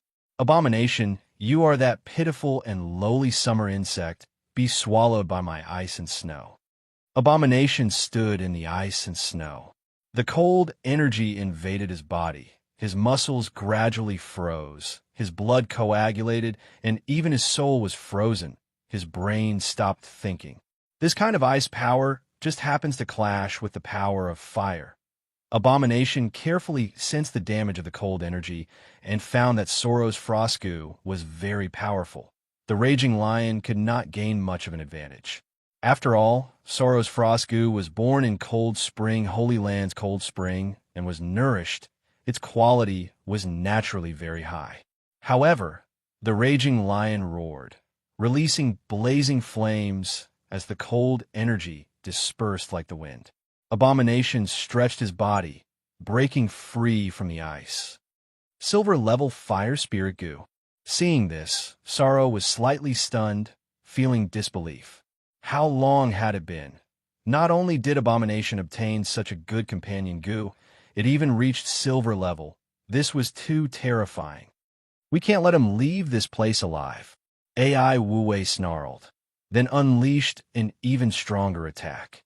Frost goo, ice blade, and frost sword. Frost surged madly, condensing into sharp ice blades and frost swords. There were at least several hundred of them, and they formed a continuous line in the air in front of Grief, reflecting each other's brilliance. With a wave of Sorrow's hand, all the ice blades and frost swords shot out with great momentum. Oh, a large area attack. It seems I cannot dodge this move. Abomination smiled coldly, taking a battle stance, using his hands as weapons to block the ice blades and frost swords. Just 2 arms, but they were as hard as steel. The ice blades and frost swords could only cut off some hair, leaving behind some shallow cuts. At the same time, the raging lion charged forward, braving the hail of bullets. The ice blades and frost swords continued to land on the raging lion, piercing through its body and creating holes. When the raging lion reached Sorrow, it was already covered in injuries, on the verge of collapsing. Although Spirited Flame is powerful, my frost power is your nemesis. Sorrow could not help but feel a little proud at this moment. Especially when Demon Goo Masters fought, they could determine the victor through goo battles. Because Demon Goo were basically companion goo, and the companion goo was closely related to the strength of the demon. The stronger the companion goo, the stronger the main body. Similarly, if a Demon Goo Master lost in a goo battle, even if they showed their true form, they would not be able to win. Grief had destroyed the raging lion, Fire Spirit. This meant that victory was close at hand and could be easily obtained. The raging lion finally passed through the baptism of ice blades and frost swords, arriving in front of Sorrow, but it could not hold on any longer and started to dissipate. At its dying moment, the raging lion opened its mouth unwillingly, as if it wanted to roar. Sorrow looked at it with disdain, raising his head to look at Abomination. At the next moment, Sorrow felt a black shadow flash past his eyes. His neck turned cold. He lowered his head to look, his expression changing drastically. A black viper had bitten Sorrow's neck. The snake coiled around his body. He felt a wave of dizziness. There is another flame spirit. It is hiding in the raging lion's mouth. Abomination, you are so vicious. Oh no, there is poison. Sorrow's mind turned. His face turned pale as he fought with all his might, releasing a berserk frost energy, instantly turning the black viper into an ice sculpture and crushing it. However, the poison had already seeped into his body.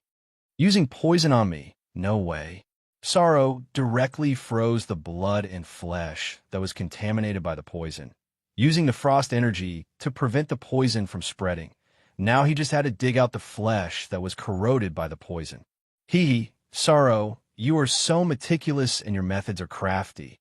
It is not easy to plot against you. The Abomination walked out of the billowing sand. The ice blades and frost swords had left deep and shallow wounds on his arms, but they were not fatal. In front of the powerful self-healing ability of the monster, these wounds were not worth mentioning. Sorrow was fully focused on dealing with the poison. He had no strength to fight anymore.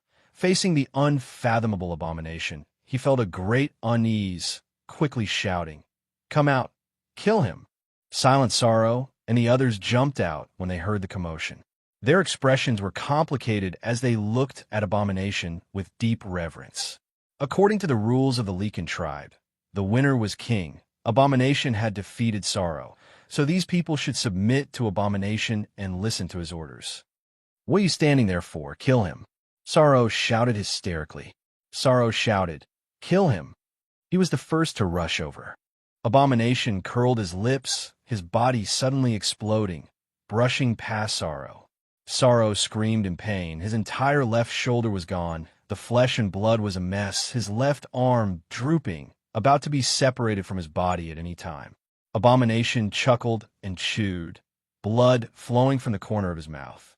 The other wolves stopped abruptly and looked at Abomination in horror. Abomination began a massacre, his claws flying, tearing their throats. In an instant, they were all harvested. Abomination walked toward Sorrow, who was terrified to the extreme, turning back and shouting, "Brother, save me!" Sorrow did not move. It was not that he did not want to move, but that he could not, because he found that the poison in his body was very troublesome. It could not be dealt with quickly. He even felt that he could not deal with it, unless he returned to the Cold Spring Holy Land and used the Cold Spring aura to suppress it. What he did not know was that this was the fire poison released by the eternal flame. Even the Fire Wolf tribe could not withstand it. At this time, Abomination raised his claws and pierced through Sorrow's body, splitting him in half. The scene was extremely cruel. Sorrow's eyes almost popped out of their sockets. Abomination sneered and rushed out. Sorrow was in complete despair, hurriedly dodging, but unexpectedly, the fire poison he had been suppressing suddenly erupted, flowing through his body. The fire poison did not need Abomination to kill him. Abomination did not say a word, releasing a large amount of mud, sweeping Sorrow, and the others into it. Finally full, time to go back. Abomination smiled happily, running back to Fire Wolf Mountain with light steps. After returning to Fire Wolf Mountain, Abomination directly entered the passage to the shore of the eternal flame, sitting down cross-legged to continue breathing. Chapter 229. Is it a clash of attributes? Abomination's nature was Fire Wolf, standing opposite Frost Wolf.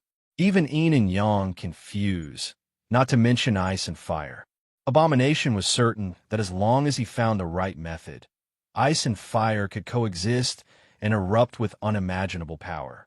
Abomination made another deduction.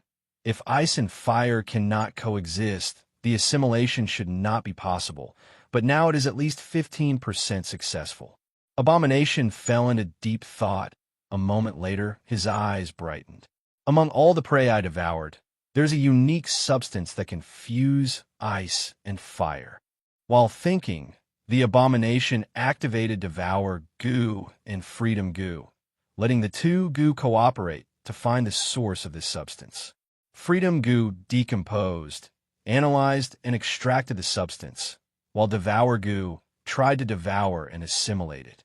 It was like doing a chemistry experiment, adding a certain chemical substance into different test tubes, testing all kinds of reactions, and understanding the basic attributes of the substance through the chemical reaction. 2 hours later, Abomination wiped his sweat, showing a happy smile. He had devoured at least 800 species of prey, if not 1,000. He had eaten almost everything. Finally, he found the source of this substance. It came from the Leakin clan, be it Fire Wolf, Frost Wolf, Three-Eyed Wolf, Silver Wolf, Flying Wolf, Shape-Shifted Wolf, etc. They all had this substance in their bodies. The only difference was the amount. Fire Wolf, Frost Wolf. These wolf packs seem to have many differences, but they're all called lichens. This is because they have a common ancestor. Thinking of this, Abomination's heart brightened, suspecting that this substance came from the Leakin ancestor. The ancestor of lichens was naturally powerful. His descendants were like the 9 sons of a dragon, each with their own characteristics and each with their own path. Thus, they multiplied and multiplied into the current situation. However, no matter how different the Leakin tribes were, there was a common part in their bodies that was passed down from generation to generation. It could be called the ancestor's inheritance. If I can obtain more ancestors' inheritance, what will the result be? Abomination felt that with enough ancestors' inheritance, not only would he be able to assimilate the Frost Wolf, he would even be able to revert to his ancestor, reproducing the power of the Leakin ancestor. Not only that, he had also devoured so many other species. He had thousands of advantages in his body. When Abomination thought of this, He grinned sinisterly and said, "The Frost Wolf race is about to launch an all-out war against the Fire Wolf race. This is the perfect opportunity for me to hunt them down and steal their progenitor's inheritance. At this stage, since I can't devour the Frost Wolves, I'll let them help me resist the heat of the eternal flame." The abomination's body trembled, and it immediately released a large amount of mud-like mucus. The mucus contained the power of the Frost Wolf, and it extended towards the sea of fire. Last time, I was unable to devour and assimilate the eternal flame. This time, I've become much stronger, and I've even obtained the support of the Frost Wolf's power. Let's test the effects. The abomination held its breath and watched as the mud-like liquid slowly approached the sea of fire. When it came into contact with the sea water, the eternal flame was incomparably terrifying. In an instant, more than half of the mud-like liquid was incinerated. There's hope. The abomination, on the other hand, was overjoyed. Last time, the mud-like mucus had only touched the sea of fire before it was completely incinerated. Compared to this, the result was much better. At the same time, the power of the Frost Wolf in the mud-like mucus quickly dissipated. The opportunity could not be missed. The abomination steeled its heart and scooped up some seawater and immediately withdrew it. Persevere. The abomination used all of its Frost Wolf's power to resist the burning of the seawater. This was the process of cooling down the eternal flame. The situation was naturally extremely dangerous, and if it was slightly careless, the abomination could also be incinerated and die. Flame Spirit Goo, it's up to you now. Finally, it succeeded in isolating some of the eternal flame. The Flame Spirit Goo shook intensely, seeming to be extremely excited as it breathed in and out, refining the eternal flame. The next moment, the interface flashed with light. Flame Spirit Goo, Silver Rank 7. Flame Spirit Goo, Silver Rank 8. The abomination was shocked. It can't be. The Flame Spirit Goo only refined such a small amount of eternal flame, and it advanced by 2 ranks. The abomination could not help but stare blankly for a moment before becoming overjoyed. Thinking about it, the eternal flame itself was so mystical that even legendary goo masters would retreat in fear if it was spilled out. It was naturally a huge nourishment for the Flame Spirit Goo. Unfortunately, the Frost Wolf's power had been used up, and it could not continue to evolve at such a crazy speed. The abomination was not in a hurry. It only refined the eternal flame's aura, quietly waiting for the arrival of the great battle. 2 days later, the meditating abomination suddenly heard wolf howls. It was the horn for everyone to gather. "They're here." The abomination's gaze flashed, and it went outside. Looking around, it saw groups of Fire Wolf tribe warriors gathering at the foot of the mountain like a flood. Far away, there was a dense pack of wolves approaching. It could be seen that there were Frost Wolves, Three-Eyed Wolves, and many other tribes. There were also other tribes mixed in the wolf pack, and their numbers were huge, 20 times more than the Fire Wolf tribe warriors. The abomination smiled sinisterly, licking its lips and moving forward amidst the wolf pack. "Fire Wolf King, come out and face your death." The Frost Wolf King, who had turned into human form, was tall and sturdy, with a cold expression and white hair fluttering in the wind. He rode on a huge snow wolf and shouted towards Fire Wolf Mountain. Suddenly, the Fire Wolf King descended from the sky. He flew out from the peak of the mountain, and a huge pair of flame wings condensed on his back. When he was close to the ground, he suddenly turned around and hovered in the air, looking extremely magnificent. "Frost Wolf King, this king is here." The Fire Wolf King roared with an even louder voice, his voice shaking the wilderness. He looked around and became furious, scolding, "Frost Wolf King, the election of the Wolf Demon King is an internal matter of the Leakin tribe. Why are you colluding with other tribes?" The Frost Wolf King laughed coldly. "What load of nonsense! Who's colluding with outsiders?" The Fire Wolf King narrowed his eyes. "If you didn't collude with other tribes, then why did the Lizard Queen, Toad King, Sand Scorpion King, Centipede Queen, and Black King come with you?" The Frost Wolf King looked around and said loudly, Fire Wolf King, there are two things you don't know. First, the werewolves have already submitted to this king. This king has officially taken over the reins and become the new Werewolf Demon King. In the name of the Werewolf Demon King, I order the Fire Wolf clan to be removed from the Werewolf clan. Second, Lizard Queen and her friends have come with this king to testify for me. The Fire Wolf King was surprised. Testify for what? The Frost Wolf King was furious. Fire Wolf King, you are so vicious. You sent people to assassinate my two sons. I won't stop until I kill you. The Fire Wolf King was furious. Bah! Who killed your sons? The Lizard Queen stood out and said, Fire Wolf King, for days ago, the Frost Wolf King's sons, Ai Wuai and Ai Wuming, came to my place as guests. After they left, they were assassinated. My lizard children saw a fire wolf kill Ai Wuai and Ai Wuming with their own eyes. The Fire Wolf King's breathing stagnated. He paused, then suddenly laughed out loud. Good kill, good kill. No matter who killed them, they are worthy of being a descendant of my Fire Wolf tribe. The Frost Wolf King's eyes almost split open. Fire Wolf King, if you have the guts, then kill yourself to atone for your crimes. This king will forgive the Fire Wolf tribe. He looked up at the Fire Wolf warriors. Those who surrender will be spared. Lu Bu raised his voice. The Fire Wolf tribe is unyielding. There are no cowards. We would rather die than surrender. The Frost Wolf King mocked. Really? Uao, what are you waiting for? All the Fire Wolf warriors looked at Uao.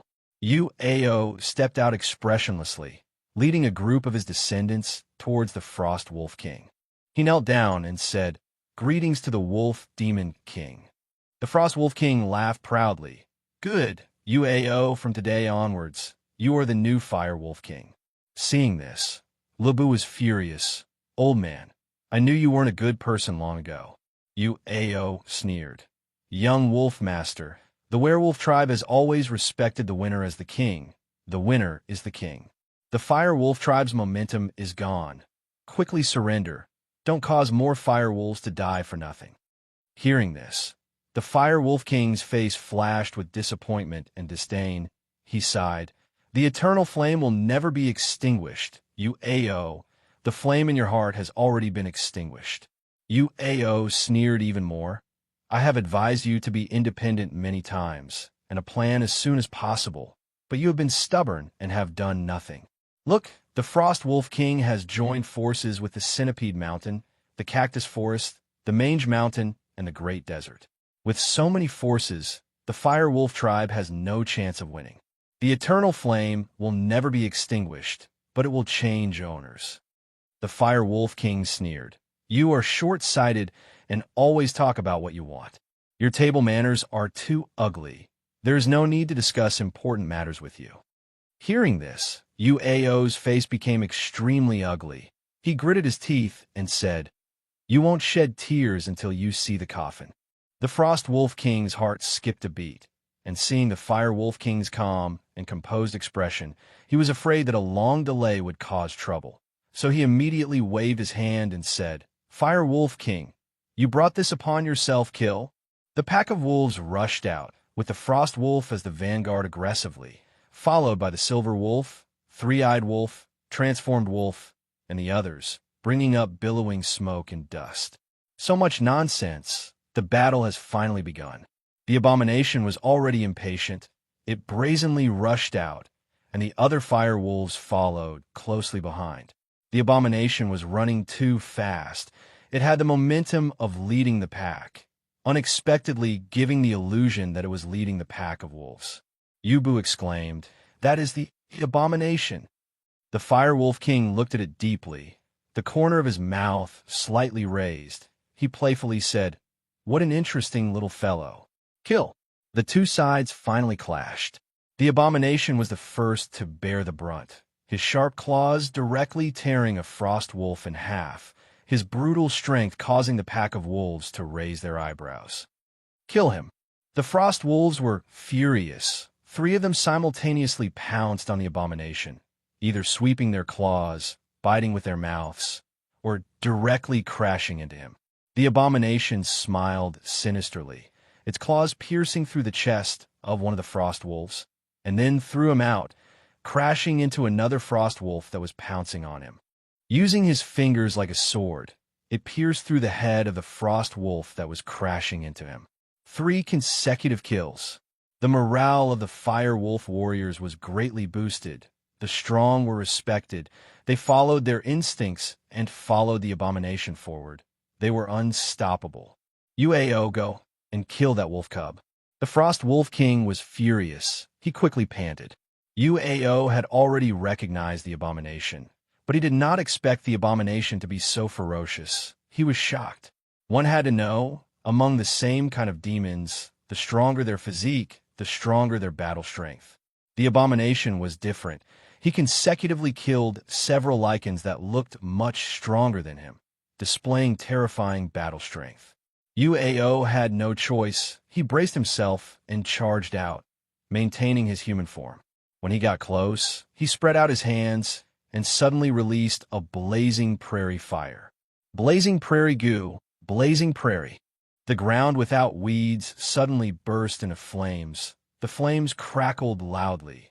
The lycans in the area where the abomination was, regardless of friend or foe, were all burned, none of them able to resist. They were bathed in the flames and screamed miserably. Chapter 230. The abomination grinned sinisterly, running unscrupulously through the raging flames of the prairie, pouncing straight for Le Shao. Seeing this, UAO was dumbstruck. His blazing prairie goo was silver rank 7. Its burning power was not weak. If his opponent was a human goo master, they would have to be at least silver rank 10 or even gold rank to be able to fight against him. Is not afraid of fire? UAO did not have time to think about what was going on, as the abomination had already arrived in front of him. Ha! UAO roared furiously as he was forced to reveal his true form. With a shake of his body suddenly expanded and turned into a huge lycan that was close to 5 meters tall.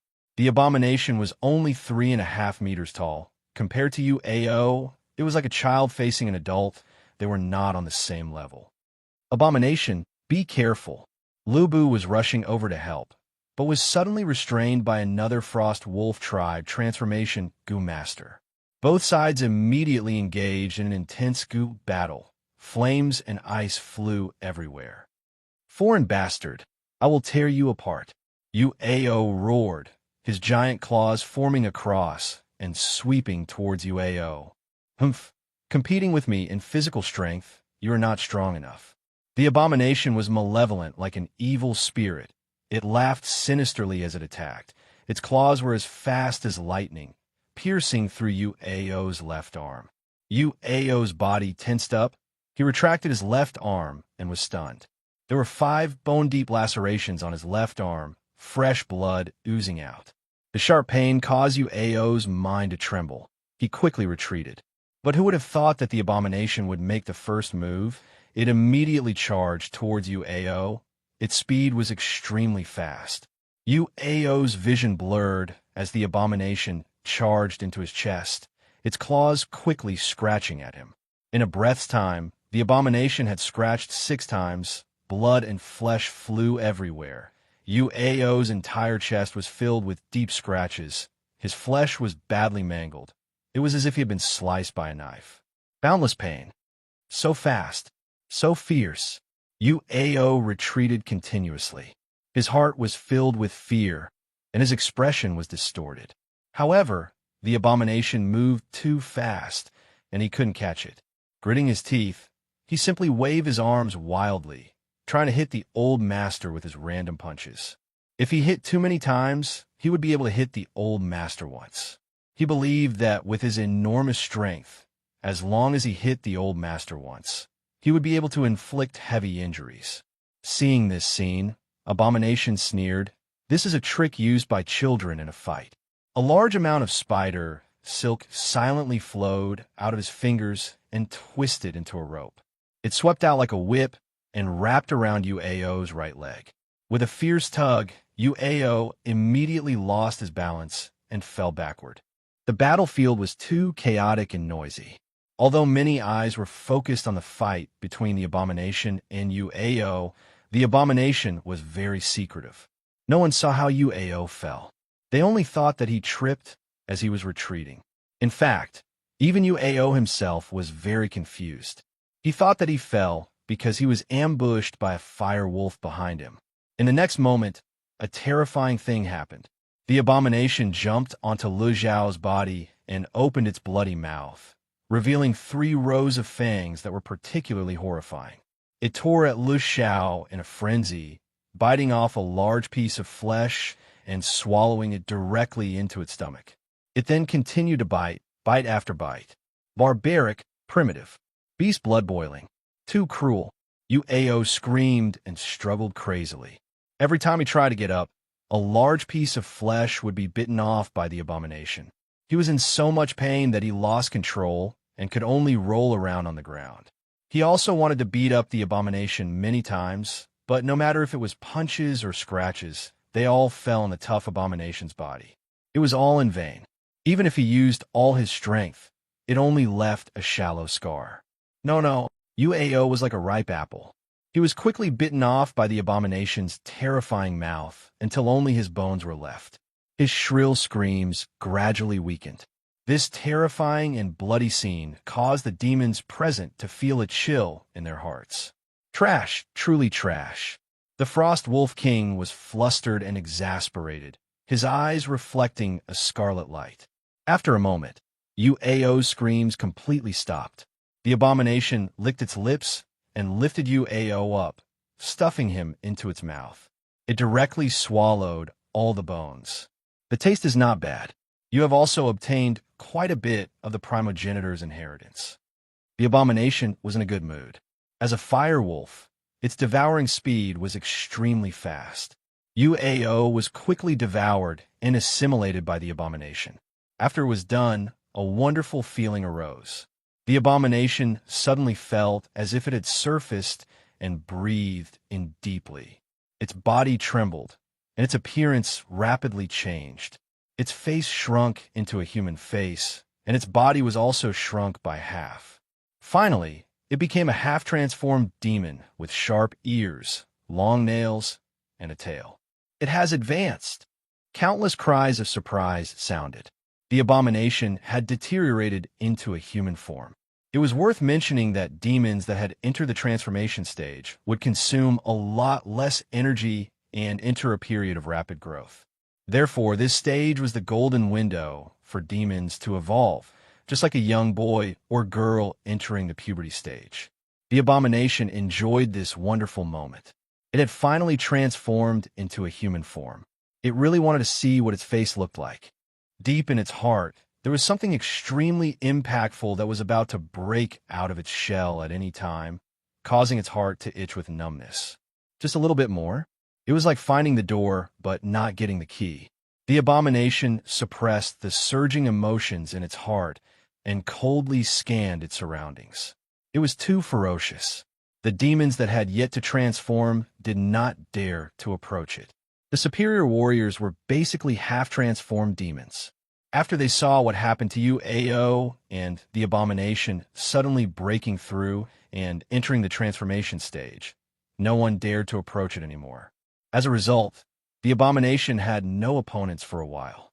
The Fire Wolf King stood in the air with his hands behind his back, laughing loudly.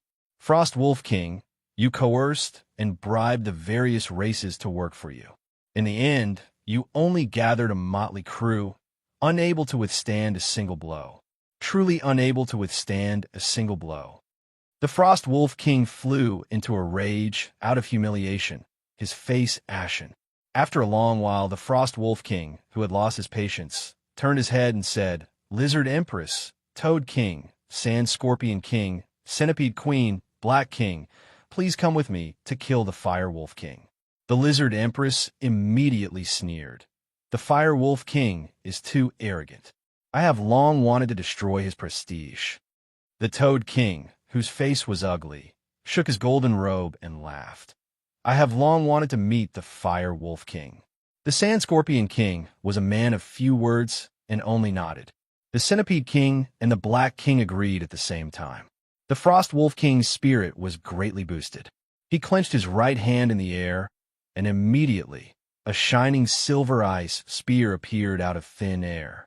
I spear goo, ice god pierce. The Frost Wolf King rushed out, riding a huge snow wolf. As he flew, his right arm suddenly bulged and threw the ice spear like a javelin. Whoosh!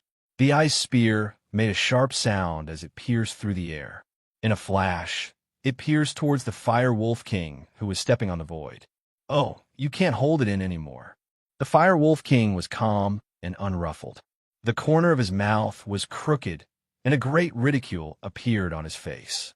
In the next moment, the powerful ice spear passed through his body. Puff! The Fire Wolf King turned into a ball of fire and exploded in the air. The ice spear rushed straight into the distance, as if it had pierced the air. In the end, it collapsed into dust and dissipated in the air. The Frost Wolf King was stunned. A dazzling fireball appeared in the sky. The flames spat out. One turned into two, two turned into four, and in the blink of an eye, 64 fireballs scattered all over the sky. The scene was extremely spectacular. What happened next was even more magical. The fireballs suddenly changed, revealing the figure of the Fire Wolf King. 64 identical Fire Wolf Kings stood in the air with their hands behind their backs. They looked at the Frost Wolf King with a playful expression and said in unison, "Frost Wolf King, I am here, come and stab me." The Frost Wolf King was shocked. He looked left and right and couldn't tell which one was real. Just as he was surprised, a scream suddenly sounded behind him. "You guys," the Frost Wolf King looked back, and his expression suddenly changed dramatically. The Lizard Empress, the Sand Scorpion King, and the Black King suddenly attacked. The three of them joined forces to sneak attack the Toad King and killed him on the spot. "What you guys doing?" The Centipede King, who was left behind, was shocked. The Lizard Empress sneered. "What you doing, idiot? Can't you see? We're going to kill the Toad King and you." The Frost Wolf King was completely stunned. You guys, the Fire Wolf King laughed. "Frost Wolf King, there's something you don't know yet. The Lizard Empress and the Sand Scorpion King have long been my allies. The Black King also has a close personal relationship with me. They are all on my side." Hearing this, the Frost Wolf King was dumbfounded. How could he not understand that he had fallen into a trap? The Fire Wolf King said, "Frost Wolf King, you have been harboring evil intentions all these years, plotting for the position of the Wolf Demon King. In order to eliminate dissidents, you even betrayed the Leakin clan's stronghold to the North Heavenly Gate and killed your own people. You are simply heartless and guilty. I have wanted to get rid of you for a long time, but you have the advantage of the cold spring Holy Land. If you force an attack, it will only cause great damage to the Leakin clan. In order to lure you out of the cold spring Holy Land, I really spent a lot of effort and made countless arrangements. I got the news that you and the Centipede King were secretly communicating with each other, intending to join forces to destroy the Firewolf clan. So, I deliberately spread the news and created the illusion that the Lizard Empress and the Sand Scorpion King were on bad terms. Finally, you were fooled. The Fire Wolf King was as majestic as the sky. I have set up an inescapable net. You and the Centipede King have no way to escape. Just accept your death obediently." The Frost Wolf King was furious. "I will kill you." He immediately stirred up his chi and condensed 64 ice spears and threw them out continuously. Huff and puff. The Fire Wolf King's figures all exploded, but in the next moment, they condensed again and turned into 128 of him. They stood proudly in the air like a god. No, I submit." The Frost Wolf King threw out ice spears with all his might, but the Fire Wolf King killed more and more of them. "What kind of goo gave you such an ability?" The Frost Wolf King felt despair and was so tired that he was panting. Whoosh! All the Fire Wolf King merged into one. With a flap of his flaming wings, he arrived in front of the Frost Wolf King and whispered, "Let me tell you a secret. Actually, I am..." The Frost Wolf King's eyes instantly widened to their limits. A blazing beam of fire pierced through his chest. The Frost Wolf King fell down and died in battle, revealing his true form. He was a 12-meter-long giant frost wolf. On the other side, the Centipede King was quickly defeated by the Lizard Queen, Sand Scorpion King, and Black King. He also revealed his true form. He was a centipede with a body length of close to 50 meters. At this moment, the abomination, who had transformed back into a werewolf, suddenly jumped out. It grabbed the Frost Wolf King with one hand and the centipede with the other. It started to eat as if there was no one else around. Snatch! The Fire Wolf King, Lizard Queen, and the other demon kings were speechless. The Fire Wolf King laughed dryly and said, "Forget it. You have done a great job. I will reward you with the Frost Wolf King and the Centipede King." The Lizard Queen licked her lips and drooled. Can he finish eating? Chapter 231. The way he ate was too scary. Lizard Empress was completely speechless. Eat, eat. Be careful not to choke yourself to death. Seeing this, Sand Scorpion King pondered and said in surprise, "The way he eats is very abnormal. His companion goo wouldn't be gluttony goo, right?" Black King's eyes flashed, and he nodded. "It looks like it." As the Fire Wolf King listened, his gaze focused on the abomination as if he was deep in thought. At this time, Abomination finished eating the Frost Wolf King and started eating the Centipede King. Such an appetite was truly terrifying. The four demon kings looked at each other, not knowing what to say. A moment later, Abomination finished eating the Centipede King, touched its mouth, and suddenly rushed to the Toad King that was beaten to pieces, continuing to eat. Fire Wolf King, Lizard Empress, and others, Father, Lubu ran over. With the Frost Wolf King, Toad King, and Centipede King dead, the remaining people either fled or surrendered, and the battlefield came to an end. Fire Wolf King came back to his senses and quickly ordered, "My son, immediately lead the upper-rank warriors to the Cold Spring Holy Land and subdue the remaining people." Hearing this, Lizard Empress and Sand Scorpion King looked at each other and smiled. "We should also go. The Toad King's territory is still waiting for us to divide it." Black King nodded. "I also want to attack the Centipede Mountain." The kings each took what they wanted and divided the spoils.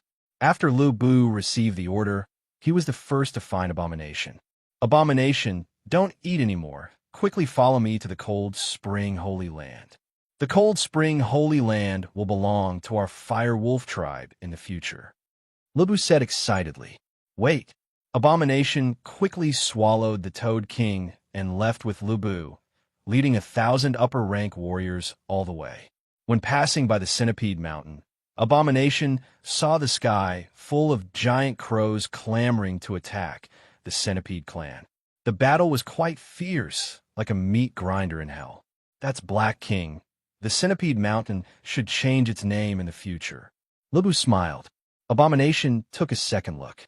Then they walked out of the Centipede Mountain and went straight to the Cold Spring Holy Land. Unlike the blazing heat of Mount Firewolf, the Cold Spring Sacred Land was a land of ice and snow that was extremely cold. Within a deep valley surrounded by mountains and shrouded in mist, the Frost Wolf clan shone with the light of ice and snow. They had yet to reach the deep valley and were only close to the outer region. However, they saw wind and frost tumbling all over the ground. The oppressive cold air wantonly corroded all living creatures with a temperature. The surroundings were deathly still. All the fire wolves felt extremely uncomfortable. Fire wolves naturally preferred blazing fire. Their blood flowed with fanatical restlessness, and their howls were filled with endless passion. They would rather chase after meteors and fall to their deaths than remain silent in a world of ice and snow. "Let's enter the valley. Everyone, be careful of the Cold Springs Chi," Lu Bu reminded as he faced the cold wind. The group stared at the howling cold wind rushing into the deep valley. This deep valley was filled with lush forests. However, all the plants looked like ice sculptures. The towering trees were covered with long icicles that almost reached the ground. White fog pervaded the ancient forest, like a layer of gauze covering the heaven and earth. There's a cold spring in the depths of the forest. Extremely cold spring water continuously gushes out from spring. Anyone who touches it will instantly turn into an ice sculpture. That place is too dangerous. Don't go near it. We'll go directly to the Frost Wolf clan's residence. A hint of seriousness flashed past Lu Bu's expression. He seemed to have been here before. He led the wolves through the chaotic forest, and suddenly, a vast ice fortress appeared in front of them. The huge fortress was made entirely of ice. It was exquisite and gorgeous, sparkling and translucent. It was indescribably beautiful. Quickly take over the ice fortress. Lu Bu let out an attack howl. The upper-level warriors of the Fire Wolf clan swarmed forward and effortlessly took over the entire fortress. There was no other reason. The Frost Wolf King had taken away most of the elites, leaving behind only the old, the weak, the women, and the children, especially the female lichens in charge of reproduction. They obeyed the strong and the victors. They would not resist at all. Mission accomplished. It was easy.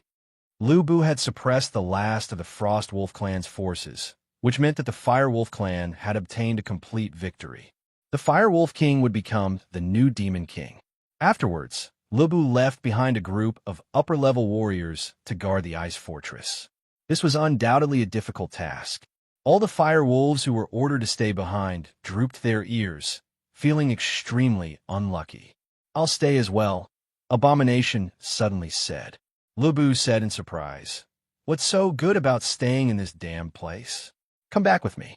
This time, I'll give you the best abode. Let's see who dares to say no." Abomination shook his head. "I feel like the cold chi here is stimulating my body. It's helping to strengthen my body and make me stronger." "Really?" Lu Bu's eyes flickered. He did not feel like the cold chi was of any help to the Fire Wolf clan's body refinement. The cold would only suppress the Fire Wolf clan's natural instincts. Abomination said seriously, "Really, do as you wish. If you can't hold on, then hurry back." Lu Bu did not force him. He did not say anything else and left with his army. Abomination immediately headed towards the cold spring. The cold spring's aura is helpful to my assimilation of the Frost Wolf King. When he got close to the cold spring's sacred ground, Abomination noticed that his assimilation speed of the Frost Wolf King had increased. The primogenitor's inheritance in the Frost Wolf King's body and Yu Ao's inheritance have finally gathered enough. Abomination grinned. He stopped 500 meters away from the cold spring. If he went any further, the cold chi would be too strong and his body would not be able to endure it. "Let's do it here." Abomination sat down and focused on activating the Devour Goo. 8 days passed in a flash. Abomination slowly opened his eyes and showed a happy smile. Assimilation and assimilation successful. Obtained Frost Wolf physique, Poison Toad's tongue, 100-legged centipede's undying body. Obtained. Abomination looked at himself and his appearance changed again. The Fire Wolf clan's trait on his body was completely hidden. His fur turned moonlight white and a row of black scales grew on his back. They bulged like swords, like the bone plates on a stegosaurus back. His body grew to 6 meters tall. As expected, I have returned to my ancestry. Abomination recalled. The legendary Leakin ancestor was completely moonlight white. When he howled under the moonlight, it reflected the moonlight. Because of this, he was called the Howling Moon Clan by the other demon clans. The protrusions on my back should have been formed by devouring other demon clans. They are indestructible. Abomination was certain that his body still had great potential and could evolve to become even stronger. Maintaining such a huge body consumes a lot of energy. It is best to transform into human form. Abomination transformed into human form. This time, the demon clans on his body completely disappeared, and he became a true human. Abomination walked towards the cold spring. After his body was reconstructed, his body was even stronger and could completely resist the cold spring's aura. He even felt a sense of familiarity and comfort towards the cold spring. When he got close, Abomination finally saw the entire cold spring. It was a spring the size of a well. Milky white spring water flowed out like milk. Abomination's face was reflected in the spring water. The moment he saw that face, Abomination was stunned. His head hurt intensely, and a voice appeared in his mind. "After you die, I will become you. But, in the end, only one of us can live. When your wish is fulfilled, I will completely awaken and you will disappear forever." Abomination hugged his head. His heart was in a mess. After a long time, he raised his head with tears streaming down his face. His heart was filled with endless sorrow as he muttered, "What is my wish?" A light flashed on the interface. Flame Spirit Goo, Silver Rank 9, Special Effect. Level 16 Severe Burn, Fire Poison Corrosion, Cold Spring Invasion. Abomination's thoughts flashed and flames flashed, transforming into 3 flame spirits: Raging Flame Lion, Envious Viper, and Sorrowful Jade Rabbit. The third flame spirit was a cute little white rabbit. Her body was covered in soft white rabbit fur. Her expression was filled with sorrow, and she looked like she was about to cry. It was indescribably charming. So the so-called Cold Spring is also a type of flame, an extreme cold attribute flame. Flame Spirit Goo transformed again, allowing Abomination to control the power of frost and become even stronger. Abomination simply cultivated beside the Cold Spring. Freedom Goo and Flame Spirit Goo complemented each other. A few days later, Flame Spirit Goo successfully evolved to Silver Rank 10. The power of frost in my body is rich enough. I should be able to refine the eternal flame as I wish. Thinking of this, Abomination glanced at the Cold Spring and turned to leave. He left the deep valley and went straight to Firewolf Mountain.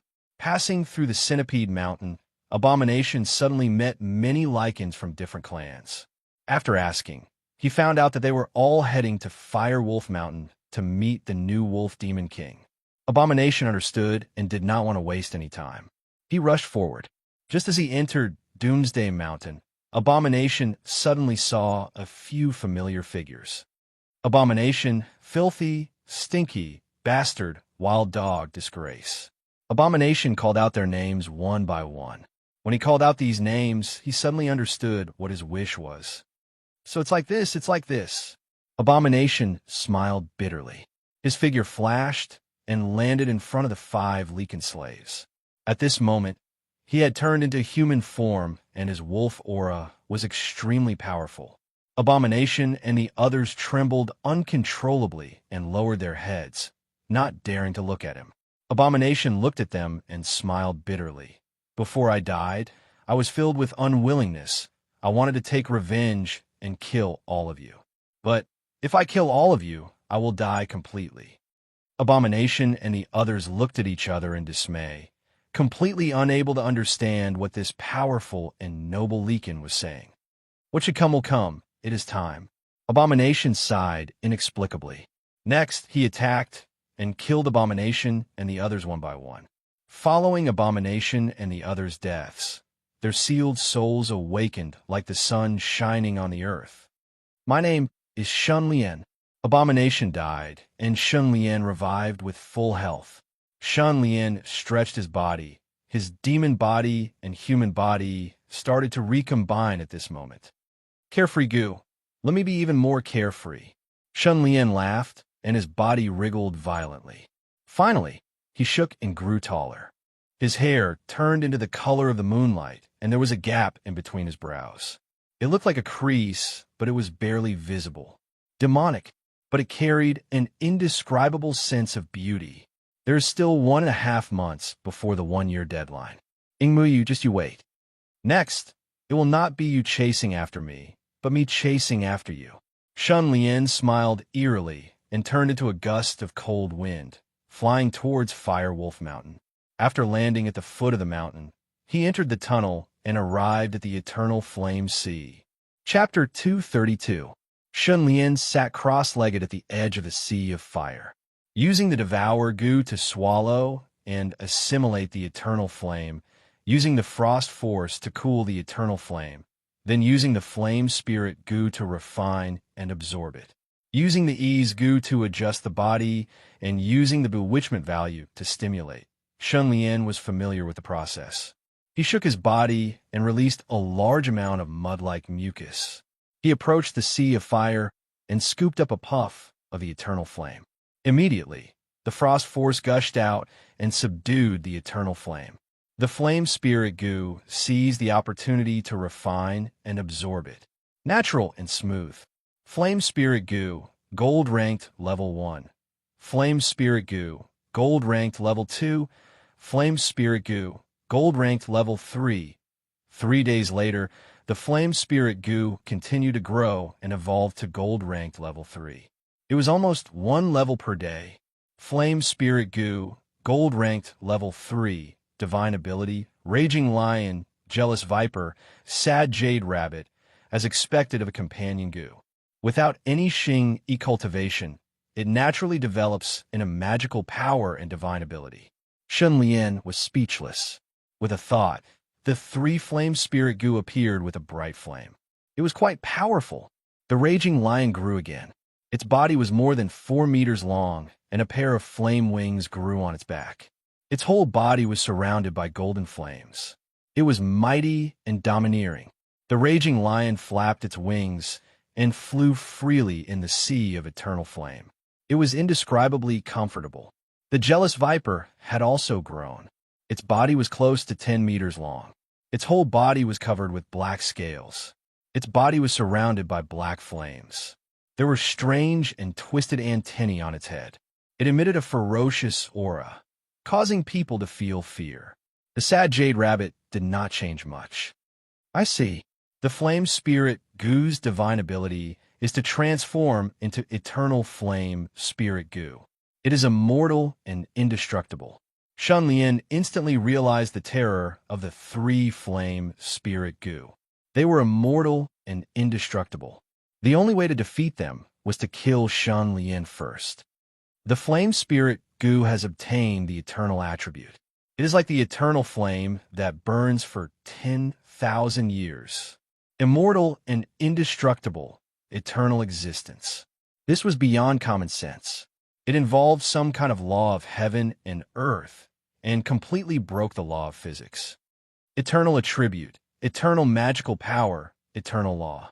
It was like an indelible diamond. Shun Lian was deep in thought. He had some enlightenment, but he did not completely understand it. His knowledge of Abhijna, mana, and laws was very limited. It's time to go to the cold, spring Holy Land. The eternal flame was too powerful. After the flame spirit vermin had evolved to gold-ranked level 3, the frost power in its body was no longer enough.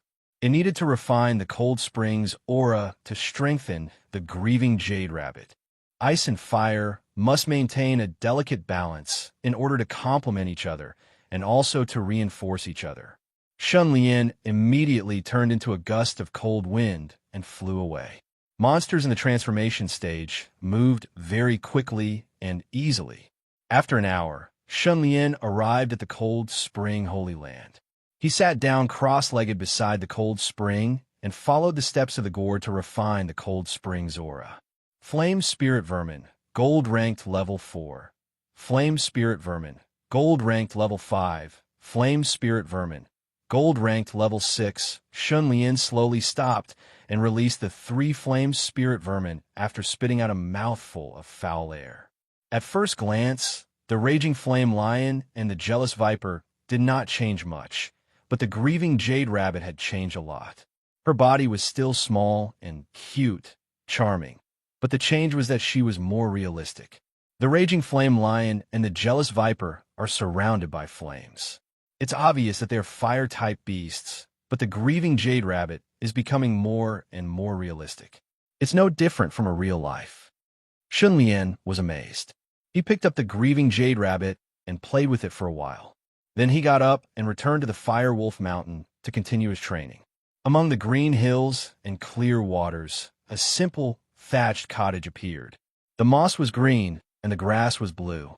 The cottage was nameless, hidden in the mountains. Yellow Ox leisurely walked over and stopped in front of the thatched cottage. Meng Qing Luo, an old friend, has come to visit. Why don't you sweep the couch and warm the bed? Ingmiyu sat on Yellow Ox and said with a playful smile. She especially emphasized the words, warm the bed. The thatched cottage slightly shook and suddenly disappeared, revealing a cave. It turned out that the thatched cottage was just an illusion. A beautiful voice came from inside the cave. Who's tired of living? How dare you ask me to warm the bed? The voice had just faded when a clear shadow flashed out. The woman was about 30 years old. She had a charming appearance. She held a white silk cloth in her hand and shook it. Oh, I was wondering who it was. So it's you, Shorty Ying. Ing Muyu covered her chest and said with a hurt look, the word shorty is too hurtful. Don't hit people's faces. Don't expose people's shortcomings. Meng Qing Luo, is your tongue poisoned? Bah, you're calling me a sharp-tongued woman? I'm a sharp-tongued woman. What can you do? Meng Qing Luo put one hand on her waist and straightened her chest that almost burst out of her collar. She said teasingly, Ing Muyu, with your small body, if you don't like it, I'll drag you to the bed. If you can hold on for 3 days, I'll be at your disposal. Ing Muyu was speechless. She waved her hand and begged for mercy. In this world, there are only cows that are tired to death. There are no fields that are ruined by plowing. Although the old man dares to boast that he can do it 7 times in one night, he can't fill that bottomless pit of yours. I admit defeat. I admit defeat. What a good-for-nothing coward. Meng Qing Luo spat. She changed the topic and said slowly, I heard that you fought with a little guy and got played by that little guy. Is that true? Ing Muyu blushed with shame and said, good things don't leave the house. Bad things spread far and wide. The old man's trivial matter, even a reclusive old virgin like you knows about it. Then the whole world knows about it.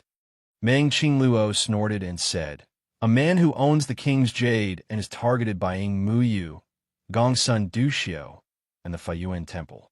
He is even a man who could decide the outcome of the Lin and Huang families. Even if I don't pay attention to the outside world, I can't help but hear the rumors. Ing Muyu sighed and said, I don't know what method that little guy used, but he escaped without a trace. No one can find a trace of him. This is really worrying the old man.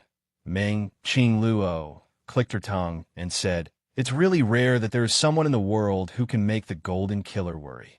Even I can't help but be curious about what kind of person he is. Let's not talk too much. Why are you looking for me? I'm not good at looking for people. Ing Muyu looked serious and said seriously, that little guy, you don't need to look for him. He will come to me. She paused and said, he will definitely come. There are some people that you can't figure out in your whole life, but there are some people that you can trust with just a glance. Meng Qingluo's breath suddenly stopped. She had never heard of anyone who could get such a high evaluation from Ing Muyu. She said seriously, are you worried that you don't have enough trump cards? Ing Muyu said, when that little guy shows up again, he will definitely shock the world. Old man believes that he won't let me down. The old man has to keep some cards up his sleeve. Meng Qingluo thought for a while and took out a black stone that looked a bit like iron. She said, release this treasure to form the Iron Curtain. You'll get 3 breaths of time, during which you can use the power of the legendary level. You can't do anything for 3 months after that. Remember. Ing Muyu nodded and took it. She said seriously, the old man will return this favor. Meng Qingluo raised her chin. You can return the favor now. I just want to ask you one thing. What do you think about the plan of the 9 big families of the Central Plains? Ing Muyu raised her eyebrows. She was silent for a while, and then said, the 9 big families of the Central Plains have been planning this for at least 1,000 years. They have paid a huge price and used all kinds of methods to mess up the entire northern lands and the sea race. They should succeed in the end. Meng Qingluo said, I also think that they will succeed. Then what? Ing Muyu laughed coldly. There's no more after that. Going against the heavens will bring about endless disasters and endless harm. When they succeed, the entire Central Plains will be facing a great disaster. Didn't you move to the Northlands because you were worried about this? Actually, it is not only you. There are many people with foresight who would rather hide in the northern lands where the demons are rampant than stay in the Central Plains for a moment longer. Meng Qingluo fell into deep thought. The eternal flame burned endlessly. Shunlian's face showed great joy. After a month of traveling between the Fire Wolf Mountain and the Cold Spring Holy Land, under the nourishment of the eternal flame and the Cold Spring Holy Land, the Flame Spirit Goo had grown tremendously. Flame Spirit Goo, Gold Rank 10. Goo are born in a specific environment, and this environment has sufficient resources to nourish the goo. If the quality of the resources is good enough, the goo can evolve by leaps and bounds. The eternal flame and the cold spring holy land were the greatest contributors to the flame spirit goo's growth. It was indeed a treasure ground. No wonder those clans and sects were willing to fight for it. Only 3,000 bewilderment points were used. This is simply a bargain. Shun Lian glanced at the remaining bewilderment points. There were still over 20,000 bewilderment points left. He had accumulated these bewilderment points bit by bit. From usurping the position of New Kuan's gang leader, to using the white wine lily soup to blackmail Tian clan with the Gu Garden, and instigating Lin Yuan Chong to rebel, he had accumulated a lot of bewilderment points step by step. He had accumulated these bewilderment points to raise his cultivation level after advancing to gold rank. After all, gold rank Gu required a huge amount of bewilderment points to evolve. The method of using bewilderment points in the past was too wasteful. Plundering sufficient cultivation resources did not require too many bewilderment points. Shun Lian sighed. Flame Spirit Goo is already gold rank 10. Can it continue? Shun Lian looked at it, and his mouth twitched. To evolve the Flame Spirit Goo to legend rank, it required 500,000 bewilderment points. The main reason is that my savings are not enough, Shun Lian pondered, and turned his gaze towards the eternal flame. Even though he had already advanced to gold rank 10, he still could not use his body to touch the sea of fire. If my body touches the eternal flame directly, I will be destroyed immediately. My body and soul will be destroyed. Shun Lian pondered. He felt that the eternal flame had many benefits that could be unearthed. The same went for the cold spring holy land. They were both divine existences of heaven and earth, mysterious and immeasurable. The problem was, with the current method, no matter how much eternal flame the flame spirit Gu refined, it would not be able to continue growing. It had reached a certain limit. Shun Lian collected his thoughts and calculated. Super strong body, gold rank 10 flame spirit Gu, King's Jade. These are my 3 trump cards.